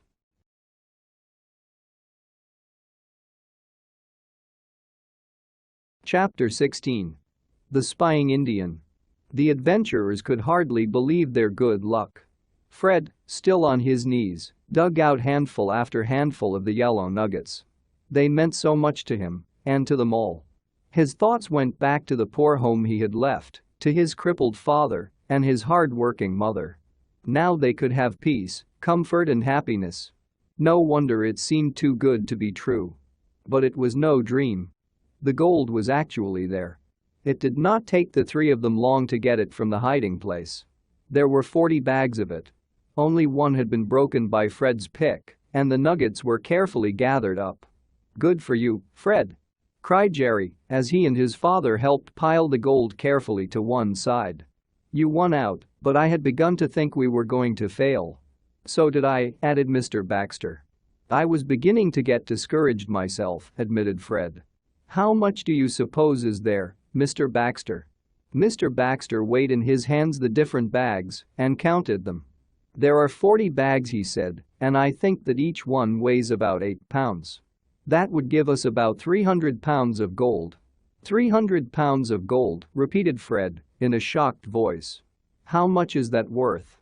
"Well, if it's pure gold, it is worth about $20 an ounce." "How many ounces have we?" asked Jerry. "Well, in 300 pounds there are 4,800 ounces. And if the gold is worth $20 an ounce, that would be, why, it would be $96,000, cried Fred. $96,000, repeated Jerry, astonished by the amount of so much wealth. "Well, now we've got it, how are we going to get it home?" asked Fred when they had stood about a while, studying the wealth. "That's so," agreed Jerry. 300 pounds of gold is no light weight. "I think we will distribute it on the 4 sleds," said Mr. Baxter. "It will be safer that way and not such a load for the dogs." They were so excited over their good fortune that they hardly thought of eating. And they were surprised when Johnson put his head in the opening of the cave and announced that dinner was ready. "All right," answered Mr. Baxter. "We've found the gold, George." "Have you really, Master Baxter? Is it $1 million?" "Far from it, George." The colored man seemed disappointed. Mr. Baxter did not think it wise to tell him just how much it was, nor did he want him or the Indian to see the yellow nuggets. So the bags were covered with some fur clothes. While Mr. Baxter remained on guard, Fred and Jerry went to eat. Then they were on guard, with ready guns, while Mr. Baxter ate his meal. The short day was soon at an end. Mr. Baxter sent the Indian away from camp to bring in a supply of firewood. Then he began, with the help of the boys and Johnson, to pile the gold safely on the sleds. "We'll start for the south in the morning," announced Mr. Baxter. As the last of the gold was being put on the sleds, Fred saw, looking over the edge of an ice-covered rock, the face of an Alaskan Indian. "Hello, Halifax," he cried. "What are you coming that way for?" But, to his surprise, the figure disappeared and, a moment later, Halifax appeared, coming from a different direction. Why, that's funny," said Fred. "What is?" asked Mr. Baxter. "I thought I saw Halifax looking at me from up there, and here he comes down there." No sooner had he spoken than there was a cry from the guide. The 4 adventurers quickly turned toward him, and, as they watched, another Indian rushed at Halifax, took quick aim with a gun, and fired. Halifax dropped the wood he was carrying, seized a long stick, and ran at the other. The other Indian turned and fled. He got away easily because he was wearing snowshoes. "Are you hurt?" asked Mr. Baxter anxiously, hurrying toward the guide. "No. He is a bad shot. He missed." "Who was it? Why did he fire at you? What did he want?" "He is a bad Indian. He is told his friend of Zank. I'll catch him." Halifax had put on his snowshoes and prepared to run after his attacker. "No," cried Mr. Baxter quickly. "Don't go, Halifax. There is something strange about this," he added. "That Indian tried to kill you, Halifax. Why did he do it?" "I don't know. Maybe he wants gold."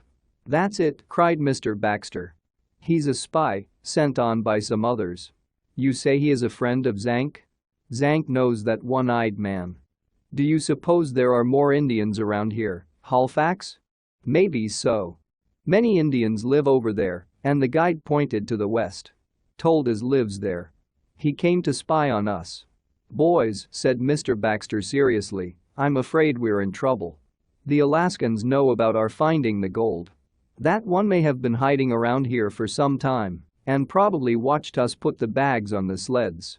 "What can we do?" asked Fred. "We must be on our guard. Get your guns and keep them loaded. We must hurry to some settlement. Our gold is not safe yet, even though we have found it."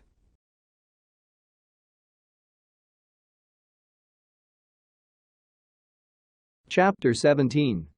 followed by the enemy. The treasure finders began to feel worried. If what Mr. Baxter said proved true, they might have to face more dangers than before. "Do you think that man with the glass eye, Calic his name is, will try to get the gold?" asked Fred. "It looks as if he had arranged some plot," replied Mr. Baxter. "You remember how he whispered something to Zank as we started off on this expedition? I did not like that at the time, for I feared he was up to some trick. Now, it appears, this other Indian, a friend of Zank, has been spying on us. Probably Zank and the other two Indians made their way to their tribe, and Calic was there. He may have paid Zank to give information about us. But how did he know where we were going? He may have got it out of Halifax in some way," said Jerry's father in a low voice. "Halifax is simple-minded, and Zank may have got it by asking him clever questions. Then what shall we do? We can only be on the lookout. We must stand guard tonight, and tomorrow we will go as fast as we can to the south. Come, we will eat now. Halifax has the fire ready."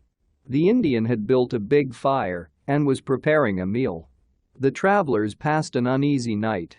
They took turns standing guard at the mouth of the cave. Soon after breakfast the next morning, they started for the south. All that day they traveled. It was still terribly cold, however, and Johnson's hands were slightly frost-bitten when they camped that night. Once more they stood guard, but this time they were in the open, protected only by the tent. Shortly after midnight, when Fred woke up Mr. Baxter to take his turn at guard duty, there sounded long howls. The dogs howled back. "Wolves!" cried Mr. Baxter. "I hope we are not going to be surrounded by a hungry pack of wolves. We may need all our ammunition to fight off human enemies. Do you think the Indians will attack us? I hope not, but it is hard to say what they will do, especially if they have a bad white man to urge them on. That sounds as if there were a large number of wolves on our trail." "It certainly does, Fred. I think I'll awaken Johnson and Halifax." But the Indian had already woken up. "Wolves coming, Halifax?" asked Mr. Baxter. "Shall we get our guns ready?" "No wolves," replied the Indian. "No wolves? Why, I can hear them howl." "No wolves," repeated the Indian. "It's dogs that howl." "If those are dogs, there must be Indians close to us," went on Mr. Baxter. Halifax nodded. "What are they doing near here? Is that the camp where Zank and the others went?" "No," replied Halifax. "The Indians are following us." "They are following us?" "About 3 miles back," added Halifax. "I can hear clearly on a cold night." "Do you mean they are coming after us to get the gold?" asked Mr. Baxter. Once more Halifax nodded. "They are camping now," he said. "They'll follow us in the morning." Mr. Baxter looked serious. Their worst fears were realized. It would have been better to have a pack of wolves after them than to have this band of Alaskan Indians, led on probably by a daring white man. "Shall I stay up and keep watch with you?" asked Fred. "No. I think, as Halifax says, that they will not attempt to attack us during the night. They will do nothing until morning. Then we must be on the lookout." Halifax proved that he had guessed correctly. There was no trouble that night. But, in the morning, after they had started, the Indian climbed a hill. "There is Zank and his men," he said. "I can see smoke of the fire." Mr. Baxter looked. A thin thread of smoke could be seen rising in the morning air, but no camp was in sight.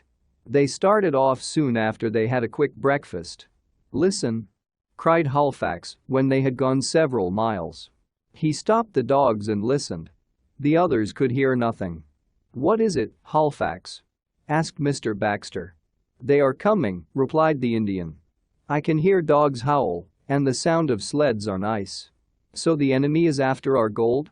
said Mr. Baxter. "Well, they'll have to fight to get it. There is probably a large band of them. Then we cannot fight them alone." "I suppose not," admitted Mr. Baxter. "But I have a plan that may help us. Halifax, come here, I want to talk to you."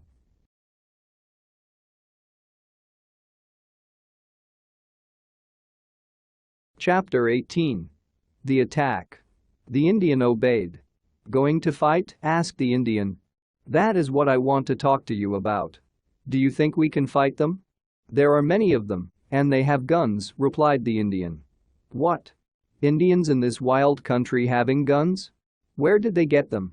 White men give them, to show them gold, replied Halifax.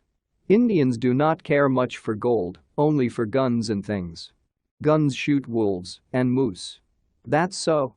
Guns are worth more to the Indians than gold. Shoot men too, added the Indian. Zank and his men have many guns, also many men. It'll be a big fight. That is what I supposed, said Mr. Baxter. Our only hope is to run away from them and get help. Do you think our dogs are faster than theirs, Halifax? Our dogs are fastest. I believe you. These dogs are certainly excellent animals, and they are as strong and healthy as the day we started. Then we have a chance to escape them. But I am also going to try to get help. Halifax, do you think you could get some friendly natives to help us? Can't you call on some friends of yours who will come and help us fight these thieves? My friends are far off. I suppose so, but you can travel fast on snowshoes and tell them to come back with you. I'll give you and your friends $1,000 in gold if they succeed in protecting us. I will go, said the guide quickly. Now you had better hurry, Halifax, said Mr. Baxter. There's no telling when those Alaskans will be close after us. But what are we going to do? Asked Fred. Will we stay here and defend ourselves? No, my plan is to push on south as fast as possible. Every mile we get nearer our destination, the better off we are. The miners will help us when they see our trouble. But how can we go on without Halifax to guide the dogs? I have thought of that. I know something of dog teams, though I am not an expert driver. I have often handled the animals, and I think, with the help of you boys and Johnson, I can get along all right. Halifax and his friends can take a shortcut and catch up with us perhaps. How soon can you get help, Halifax? 2 nights, replied the Indian. Well, we'll try to keep away from the enemy until then. Now hurry, and don't waste any time. Halifax was an experienced traveler. He fastened on his snowshoes, made himself up a package of food, tea and a pot, put some matches in a safe place, and started on his long trip to find his friends. Boys, said Mr. Baxter, help me with the dogs. Johnson, see that none of the sleds upset. We'll see if we can leave the Indians behind. The dogs made much trouble. Probably they knew that Halifax was not there to punish them. But with hard work Mr. Baxter succeeded in getting them started. He rode in the first sled, with Fred next, then came Jerry, while Johnson was the last. The colored man was told to give the alarm as soon as he saw the enemy after them. And the dogs seemed able to find their way with very little guidance. There was no sign of the enemy that day, and when night settled down, the travelers felt more hopeful. Perhaps they have given up, said Fred.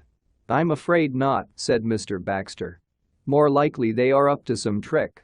We must be careful about standing guard tonight. I'm afraid it's going to be more trouble to keep this gold than it was to find it.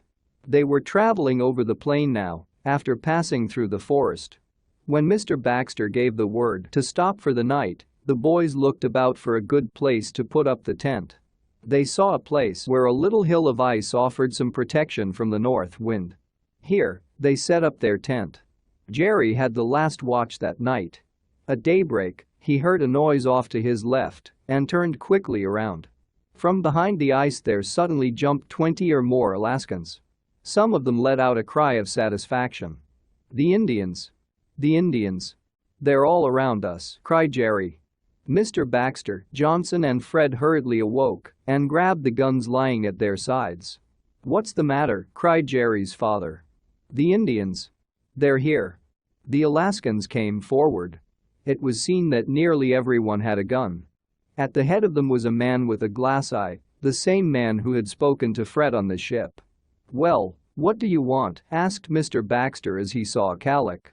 What right have you to follow us? There's no right up in this land, was the answer. There's no law, neither. We do as we please here. What are you going to do now? We're going to take that gold you removed from the cave. One of my men saw it. I suppose you mean that spy, replied Mr. Baxter. But let me tell you, we'll never give up anything we have without a fight. "But I'm going to have that gold," said Calic, and he advanced toward Mr. Baxter. The Indians, watching their white leader, began to close in on the treasure finders. "Fred!" cried Mr. Baxter, "you look after the left side. Jerry, you the right, and I'll take the center. Stand with your backs to the tent. Johnson, get up on the ice hill and fire at the first man who comes within 100 feet. Are you going to fight us?" asked Calic. "Certainly," replied Mr. Baxter. "It will be useless. I have traveled too far after that gold to give it up now. You had better give in. I'll get you safe to the river." "Never. We are going to keep the gold." At that moment, one of the Indians fired his gun at Johnson.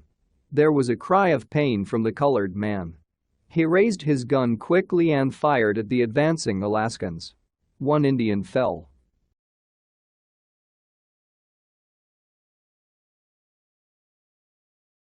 Chapter 19. Burying the treasure. "Are you hurt?" cried Mr. Baxter anxiously. "Just a scratch on my cheek," replied Johnson. "But I hit one of the rascals. I hope you didn't kill him, for I don't want any bloodshed if we can avoid it." Still, they fired first. The moment the Indian fell, his friends were thrown into confusion. Several of them threw down their guns and rushed to their fallen friend. Calic was angry. He shouted at the Indians and made them take up their guns again. The Indian Johnson had hit was only wounded, and he was carried away. The Alaskans were frightened, and they would not again advance. They wanted to consider matters first, and Calic would not advance alone. Angrily, he moved back with the Indians to a small valley about half a mile from the Baxter camp. "Don't think we're going to let you go," he called out angrily as he went away. "We're going to have that gold." Mr. Baxter did not reply. He watched as the Indians went away.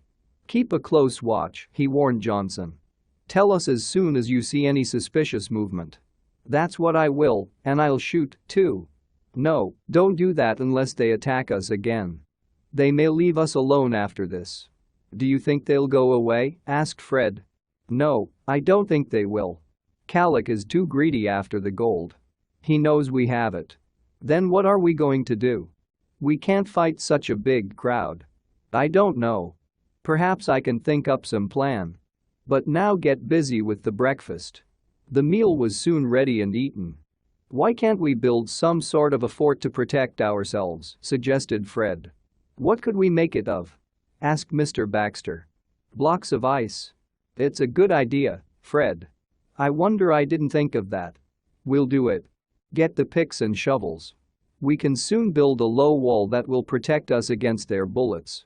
And, as we occupy the highest ground, they can't fire down on us."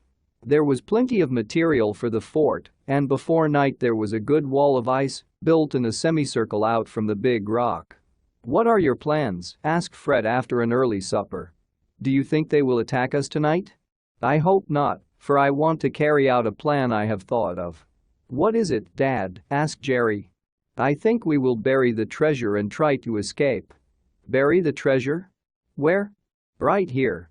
We can cut a deep hole down under the ice and snow, put the bags of gold in, cover them up, and then make a dash through their lines. Suppose they run after us?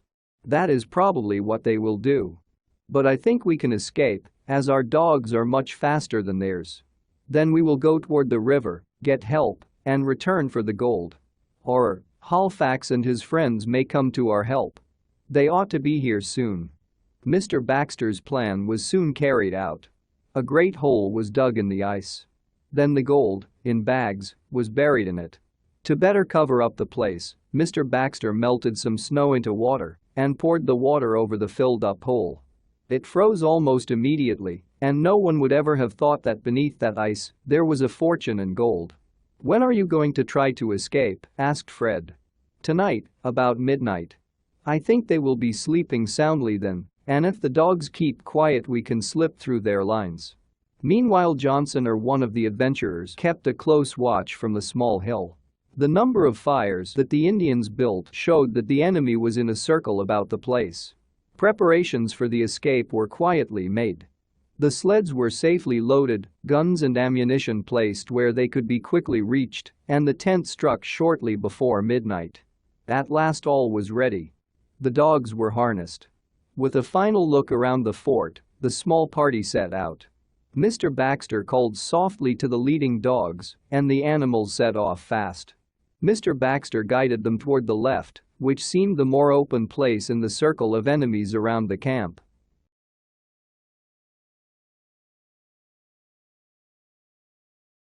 Chapter 20. Caught.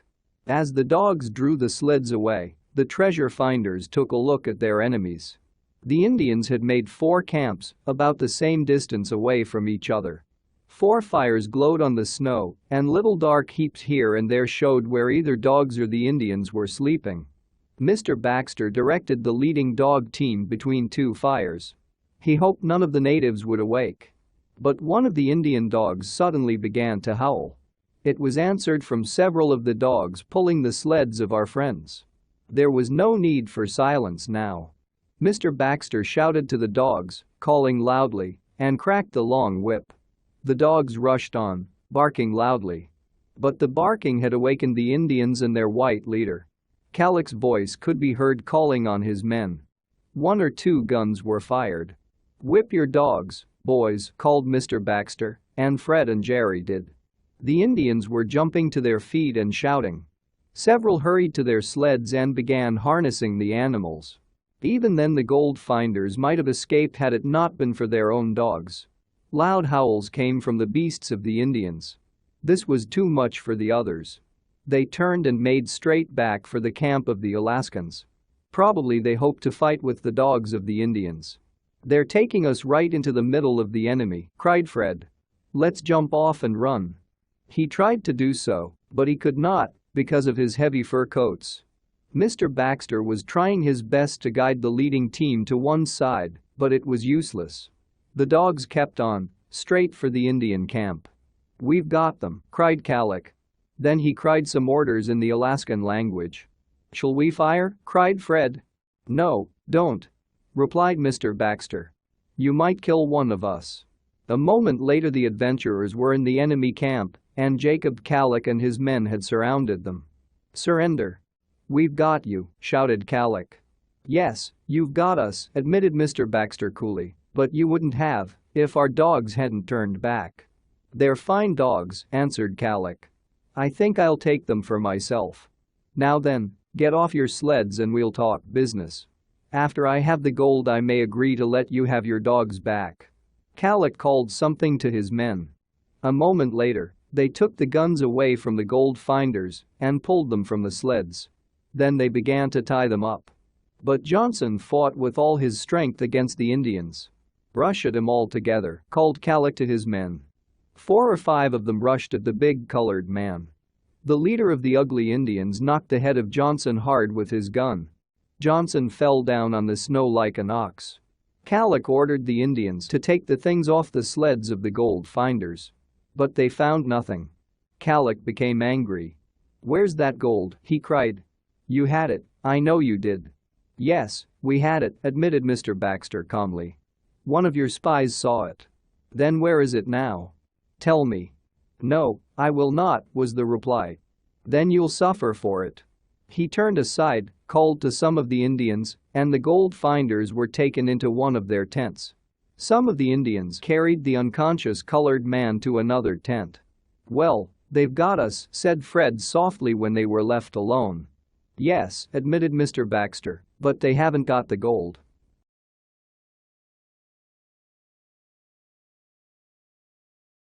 Chapter 21. Anxious Hours. "Do you think Halifax will bring any help?" asked Fred after a long pause. "I think he will try," replied Mr. Baxter. "Whether he can bring enough of his friends to drive away the Indians is another matter. He ought to come along pretty soon." It was very cold, even in the tent. "Let's see if we can't loosen some of our bonds," suggested Fred. It did not take them long to loosen them. Now the 3 were able to stand up and walk about. Anxious hours passed. From the tent, they saw Calic and several search their supplies. Calic gave up the search when morning came. "I hope he will send us some breakfast," said Fred, when he saw the Indians preparing a meal. "He's not very likely to," "Unless he thinks that by doing that we will tell him where the gold is," said Mr. Baxter. "Will you tell him?" "Never.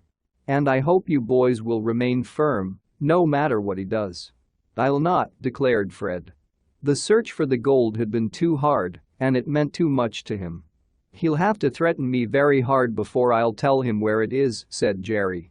"Perhaps he may find it himself," suggested Fred. "I don't think so," said Mr. Baxter. A little later, a couple of Indians came in with some hot tea and some meat. Then Fred saw a lot of the Indians beginning to break camp. "Maybe they're going to leave us here and go back to the cave, thinking that we left it hidden there," said Jerry. "No, they know we brought the gold away," said his father. "Their spy was there for that purpose." "They certainly are moving the camp," went on Fred. They were moving it, but for no great distance. The tents and supplies, including those of the prisoners, their sleds and dogs, were taken toward the place where the ice fort had been built around the base of the ice hill. "He's going back to our old camp," cried Fred. "I thought he would," added Mr. Baxter. "He's going to have a try for the gold there." "Well, I hope he doesn't find it."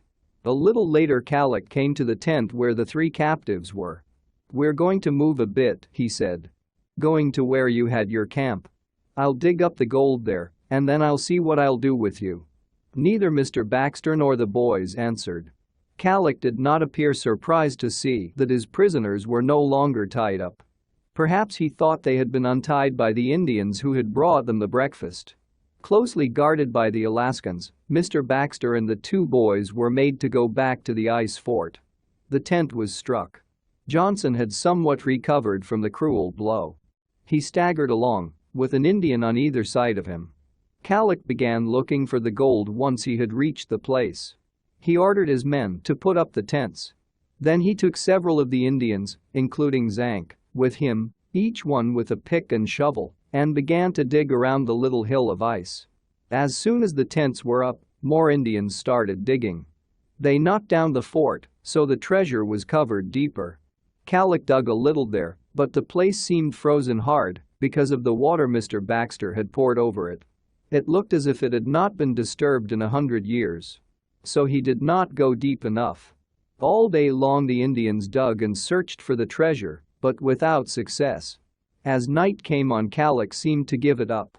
Throwing down his pick, he walked over to where Mr. Baxter and the boys were kept in a tent. "Come out," he called to them. He gave an order to the guards, and they stood aside. Mr. Baxter, followed by his son and Fred, went out. A cold wind was blowing, and it was beginning to snow.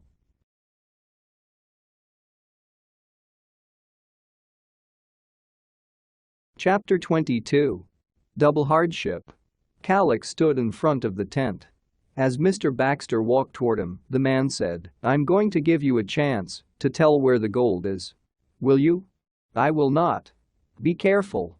You don't know what you are going to suffer." "I'll not tell you where the gold is, and you had better be careful what you do. Friends are on the way to rescue us. They will arrive too late." "What do you mean?" "I mean that unless you tell me the secret, you will be left out in the open all night, with only such clothing as you now have on, and not a bit of food, nor a drop of warm drink shall you have. Now do you still refuse to tell me?" Mr. Baxter hesitated. The hardship might be too much for the boys.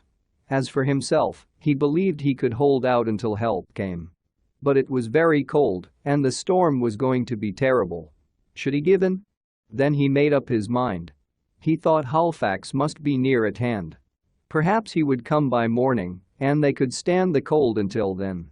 "Well?" asked Calic impatiently. "You can go ahead with your cruelty," replied Mr. Baxter. "I'll never tell you where the gold is." Calic turned aside. A moment later the Indians led the captives to the top of the ice hill. The wind swept over it with great speed, making it colder than down below. To be left there without food was almost certain death. 3 of the Indians were tying up the captives when they suddenly heard loud voices and then angry cries among the other Indians. They were fighting among themselves over the supplies of the gold finders.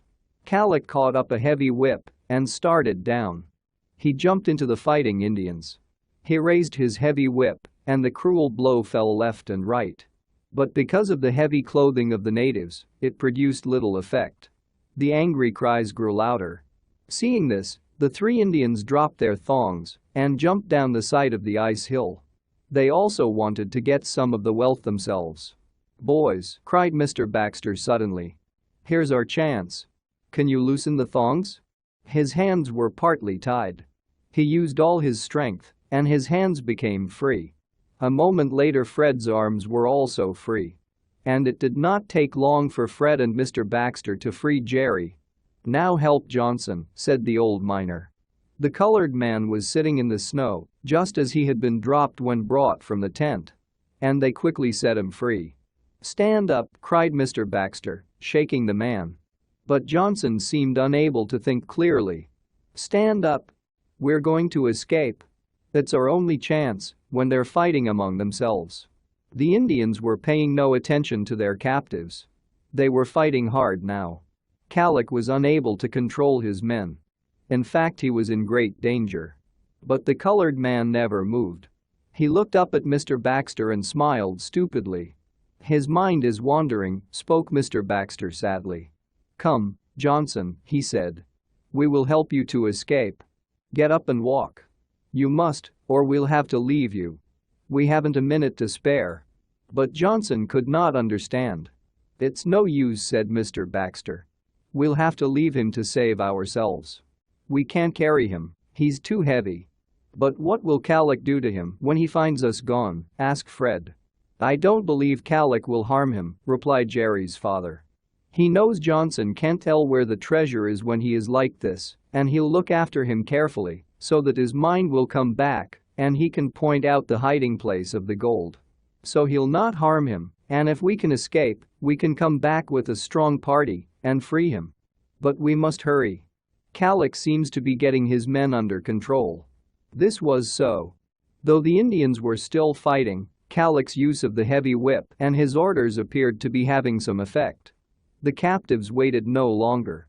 Mr. Baxter and the boys fled down the side of the ice hill, away from the camp. Over the ice and snow they ran as fast as they could. "Come on, boys," called Mr. Baxter as he led the way. "We may escape. Are you all right?" "All right, but it's terribly cold," answered Jerry. "Indeed it is. Let's stop a minute and see if they are after us." They paused to listen. But they could only hear the howling of the wind. "They haven't discovered that we are gone, or they don't know which way we took," said Mr. Baxter. "Come on, we must get farther away than this." "Where are we going?" asked Fred. "I hope we may come to some settlement of friendly Indians," replied Mr. Baxter. "Then we can not only get food and shelter, but get their help in catching Calic." They struggled on, not knowing where they were going. In fact, they could see only a short distance before them. "Listen!" suddenly cried Mr. Baxter when they had been walking along about half an hour. "Isn't that shouting behind us?" The boys listened. "They're after us," cried Fred. "What shall we do? Shall we run or give fight?" "We haven't any weapons," said Jerry. "I'm almost willing to give up. We can't go on this way very far. I'd rather freeze to death out here than back in Calic's camp," said Mr. Baxter. "Let's go on, but we'll turn off to the left."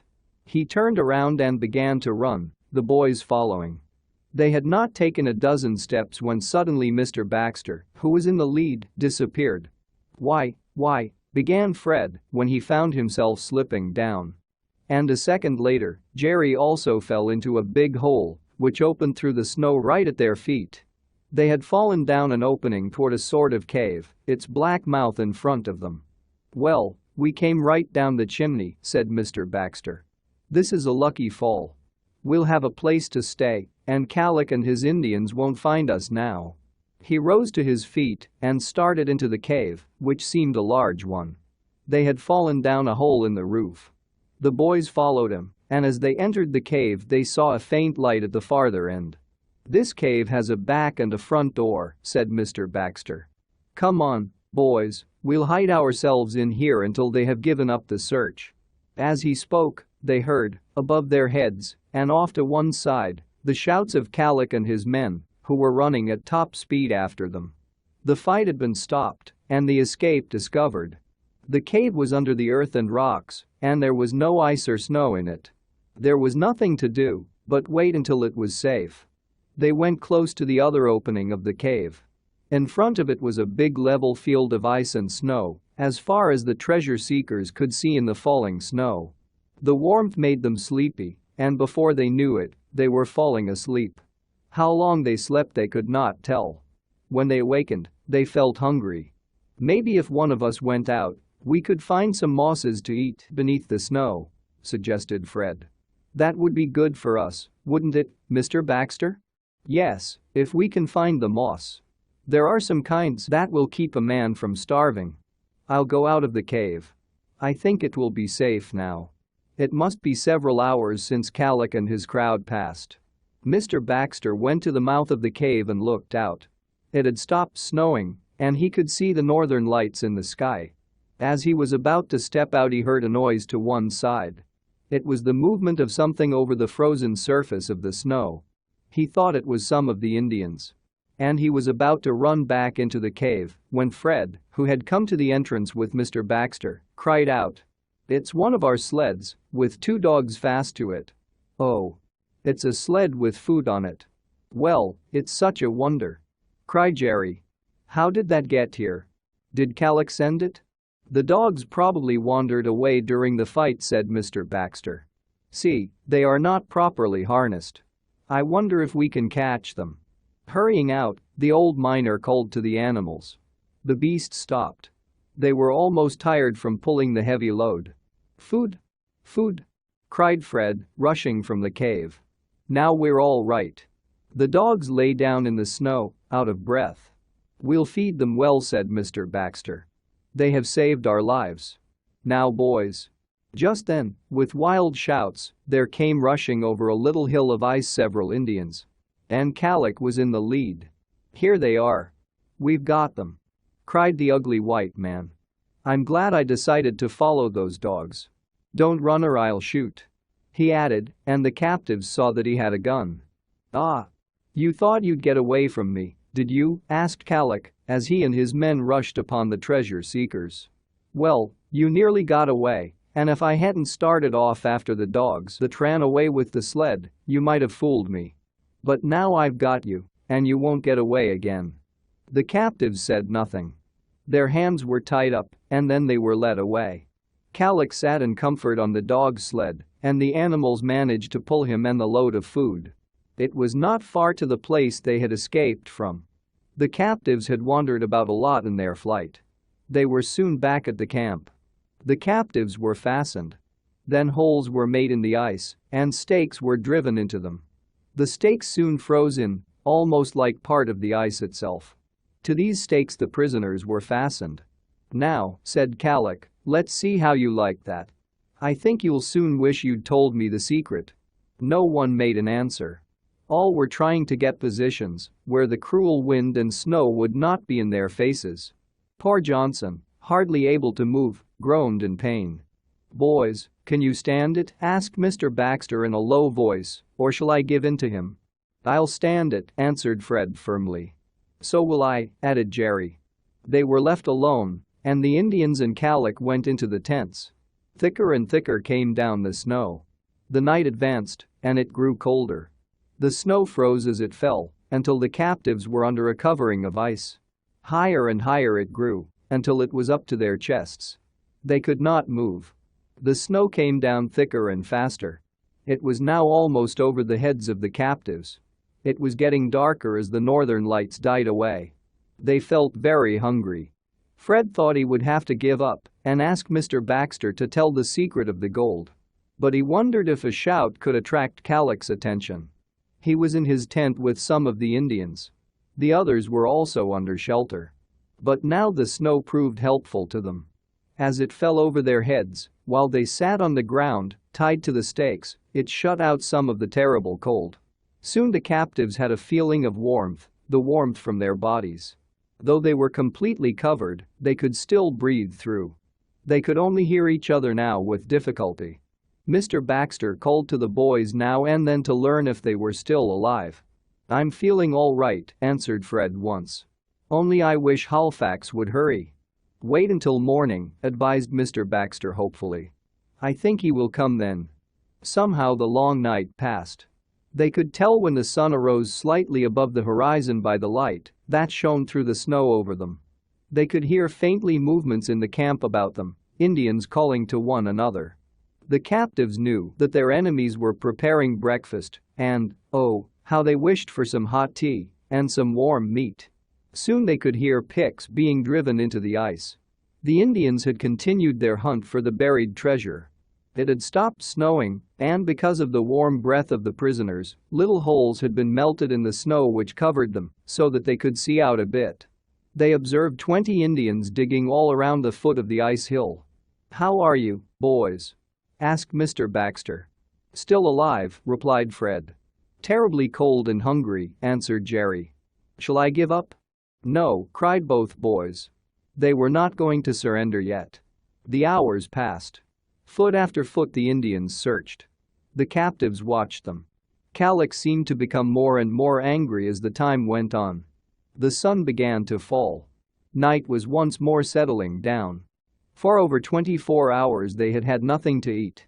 They were faint and almost frozen, but they would not give in. As for Johnson, he realized little of what was going on around him. It began to get dark. Once more the northern lights appeared in the sky.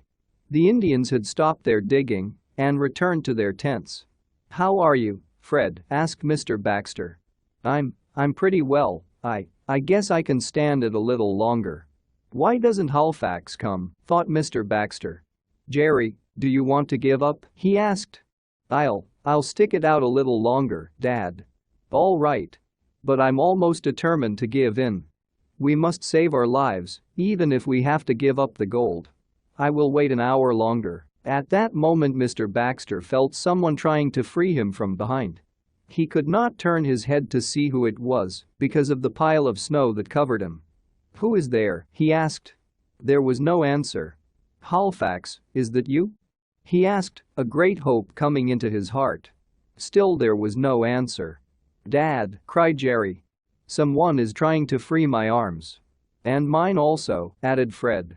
A moment later Mr. Baxter felt himself free from the stake at his back. He struggled to his knees, put out his arms to make a space in the snow about him, and tried to see who it was that had freed him. There was no one in sight.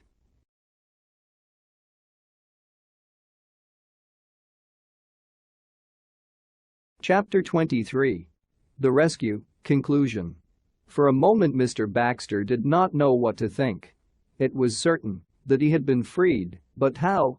And a moment later the boys, too, were able to get up on their knees. "Who did it?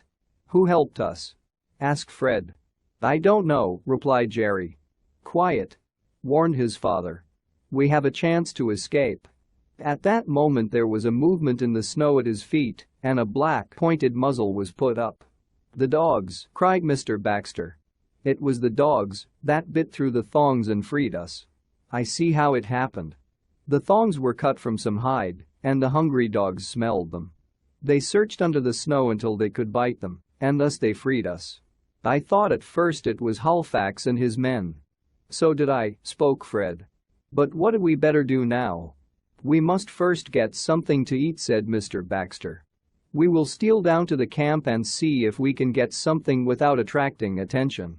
By stamping around and whipping their arms about them, the prisoners succeeded in getting some warmth into their bodies. To their surprise, the noise they made did not attract any notice from the Indians or Calic. As it happened, the Alaskans were also tired with their day's labor that they slept soundly. Carefully the captives stole down from the ice hill toward one of the tents near which their own sleds had been placed. They hoped to find some food. As they advanced they noticed a movement among the dogs. They began to bark suddenly. Some of the beasts jumped up on Fred and Jerry, and the boys had to beat them off. "They're as bad as wolves," cried Mr. Baxter. Then from one of the tents appeared Calic. He had been awakened by the noise. He saw the prisoners free, rushing down on his camp. "Here," he cried. "What's up?" Mr. Baxter jumped for the man. But he was too weak. Calic knocked him to the ground. Then the leader of the Indians called for help to catch the prisoners. It looked as if they would again be taken back to the stakes and kept there until they died. A hopeless fear was in the hearts of the three. Johnson was still back on the ice hill. Mr. Baxter was willing to give up now. He was about to call to Calic that he would tell where the gold was when a shot was heard at the edge of the camp. Then a voice was heard calling. "Where is Mr. Baxter? Where are the boys? I've got plenty of help now." Another shot was heard. Calic looked around. Just then a man rushed into the center of the camp. In his hand he held a gun, and he rushed up to Calic and pointed the weapon in his face. "Let Mr. Baxter go," he shouted. "I know you. You're Calic. Zank told me. I tied Zank up. He told all. But he got away. I see him here." "Halifax. It's Halifax," cried Fred in delight. "Thank God for that," said Mr. Baxter. He came just in time. After their brave leader came 40 friendly Indians. Several shots were fired. The thieves were so surprised that they were unable to make any defense. Several of them were hit by bullets and slightly injured. They began to run away, and Fred and Jerry were free. Calic suddenly drew a gun from his pocket and aimed it at Mr. Baxter. But before he could fire, Halifax knocked him down with his gun. "Don't kill him," said Mr. Baxter. But Halifax had no chance. Calic struggled to his feet and ran away. He ran straight toward a deep valley near the camp, and before anyone could call out to warn him he had fallen over the steep cliff. The bad man was seen no more. By this time the friendly Indians were in possession of the camp. The wounded ones, including Zank, staggered off. "How are you?" asked Halifax of his friends with a smile. "Almost starved," replied Mr. Baxter. "Boys, we must get some food at once and see to poor Johnson." "I'll do it," said Halifax. Soon pots of hot tea were ready, and the half-starved and nearly frozen captives ate to their heart's content. Then Halifax told his story. It had taken him longer to get to the camp of the friendly Indians, and on the journey of rescue the storm had delayed him and his friends. They came on dog sleds, which had been left just outside of the camp. He had met Zank and had made him tell him part of Calic's plan. Then Zank escaped and joined his bad master. "Now we must dig up the gold and hurry to the south," said Mr. Baxter. The gold was dug up and the dog teams were harnessed. When the supplies had been packed on the sleds, all was ready for the start. Mr. Baxter paid the Indians well and gave them the dog teams, tents and other things belonging to the thieves. Thus they were very satisfied. Halifax and a few of the Indians agreed to accompany Mr. Baxter, the boys and Johnson to the nearest settlement. The colored man improved very much after a good breakfast. They reached the settlement on the Yukon River without any further trouble. The adventurers were lucky in finding a ship about to sail for Seattle, and there they could take a train for San Francisco. Halifax was well rewarded for his part in the treasure search. And 3 months after he had left his home, Fred Stanley, $15,000 richer, started from the Pittock Railroad station toward his little cottage. But something seemed strange. There did not appear to be anyone in the cottage. For a moment the boy felt afraid.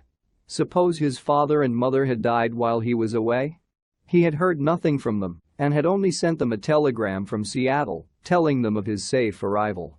As he started up the front walk he heard a noise. Around the corner of the house came his father, limping along with a crutch, while his mother was walking at his side. She was weeping. "Mother! Father!" cried Fred. "What is it? What has happened?" "I'll tell you what's happened," cried an angry voice, and a man appeared. "They haven't paid their rent for 2 months, and they're being put out, that's all." "Mother, is this so?" asked Fred. "Yes, dear. Your father lost his place as watchman, and our money gave out. But never mind. Now you are safe back, I shan't worry. We can easily find another place. I can go back to sewing, and you will help us. Perhaps some of the neighbors will care for us until you can get work." "You don't need work, Mother," cried Fred, throwing his arms about her neck. "We've got lots of money. The treasure hunt was a success. I've got $15,000 in gold as my share. $15,000 in gold, repeated Mr. Stanley, as if in a dream. Then we needn't be put out, Mother. Oh, Fred. Fred, cried Mrs. Stanley. Can it be true? How did it come about? Did you really find the treasure? You're not sick, are you? Sick? Why no, Mother. What made you think that? Because I can hardly believe what you say. I thought perhaps you might have been frozen and been very ill. No, Mother. I'm all right. It was terribly cold and we had a hard time, but I'm all right. In fact, my health is better than ever. And you really have all that gold? Repeated Fred's father again. Sure. Here are some samples, and Fred pulled out a few gold nuggets that he had taken from his share of the treasure, which had been left in a safe place. Some days later, Fred bought a fine house for his parents. Mr. Stanley was sent to a hospital where, with good care, he soon recovered the use of his leg and was able to continue his work. As for Fred, he went back to school to complete his education. Part of the money his father invested for his son, and later some shares in a good mine were bought with it. So now we will say goodbye to Fred. Of course, if you should ever meet him and ask him about his trip to Alaska, he would be glad to tell you many details I have not written down here.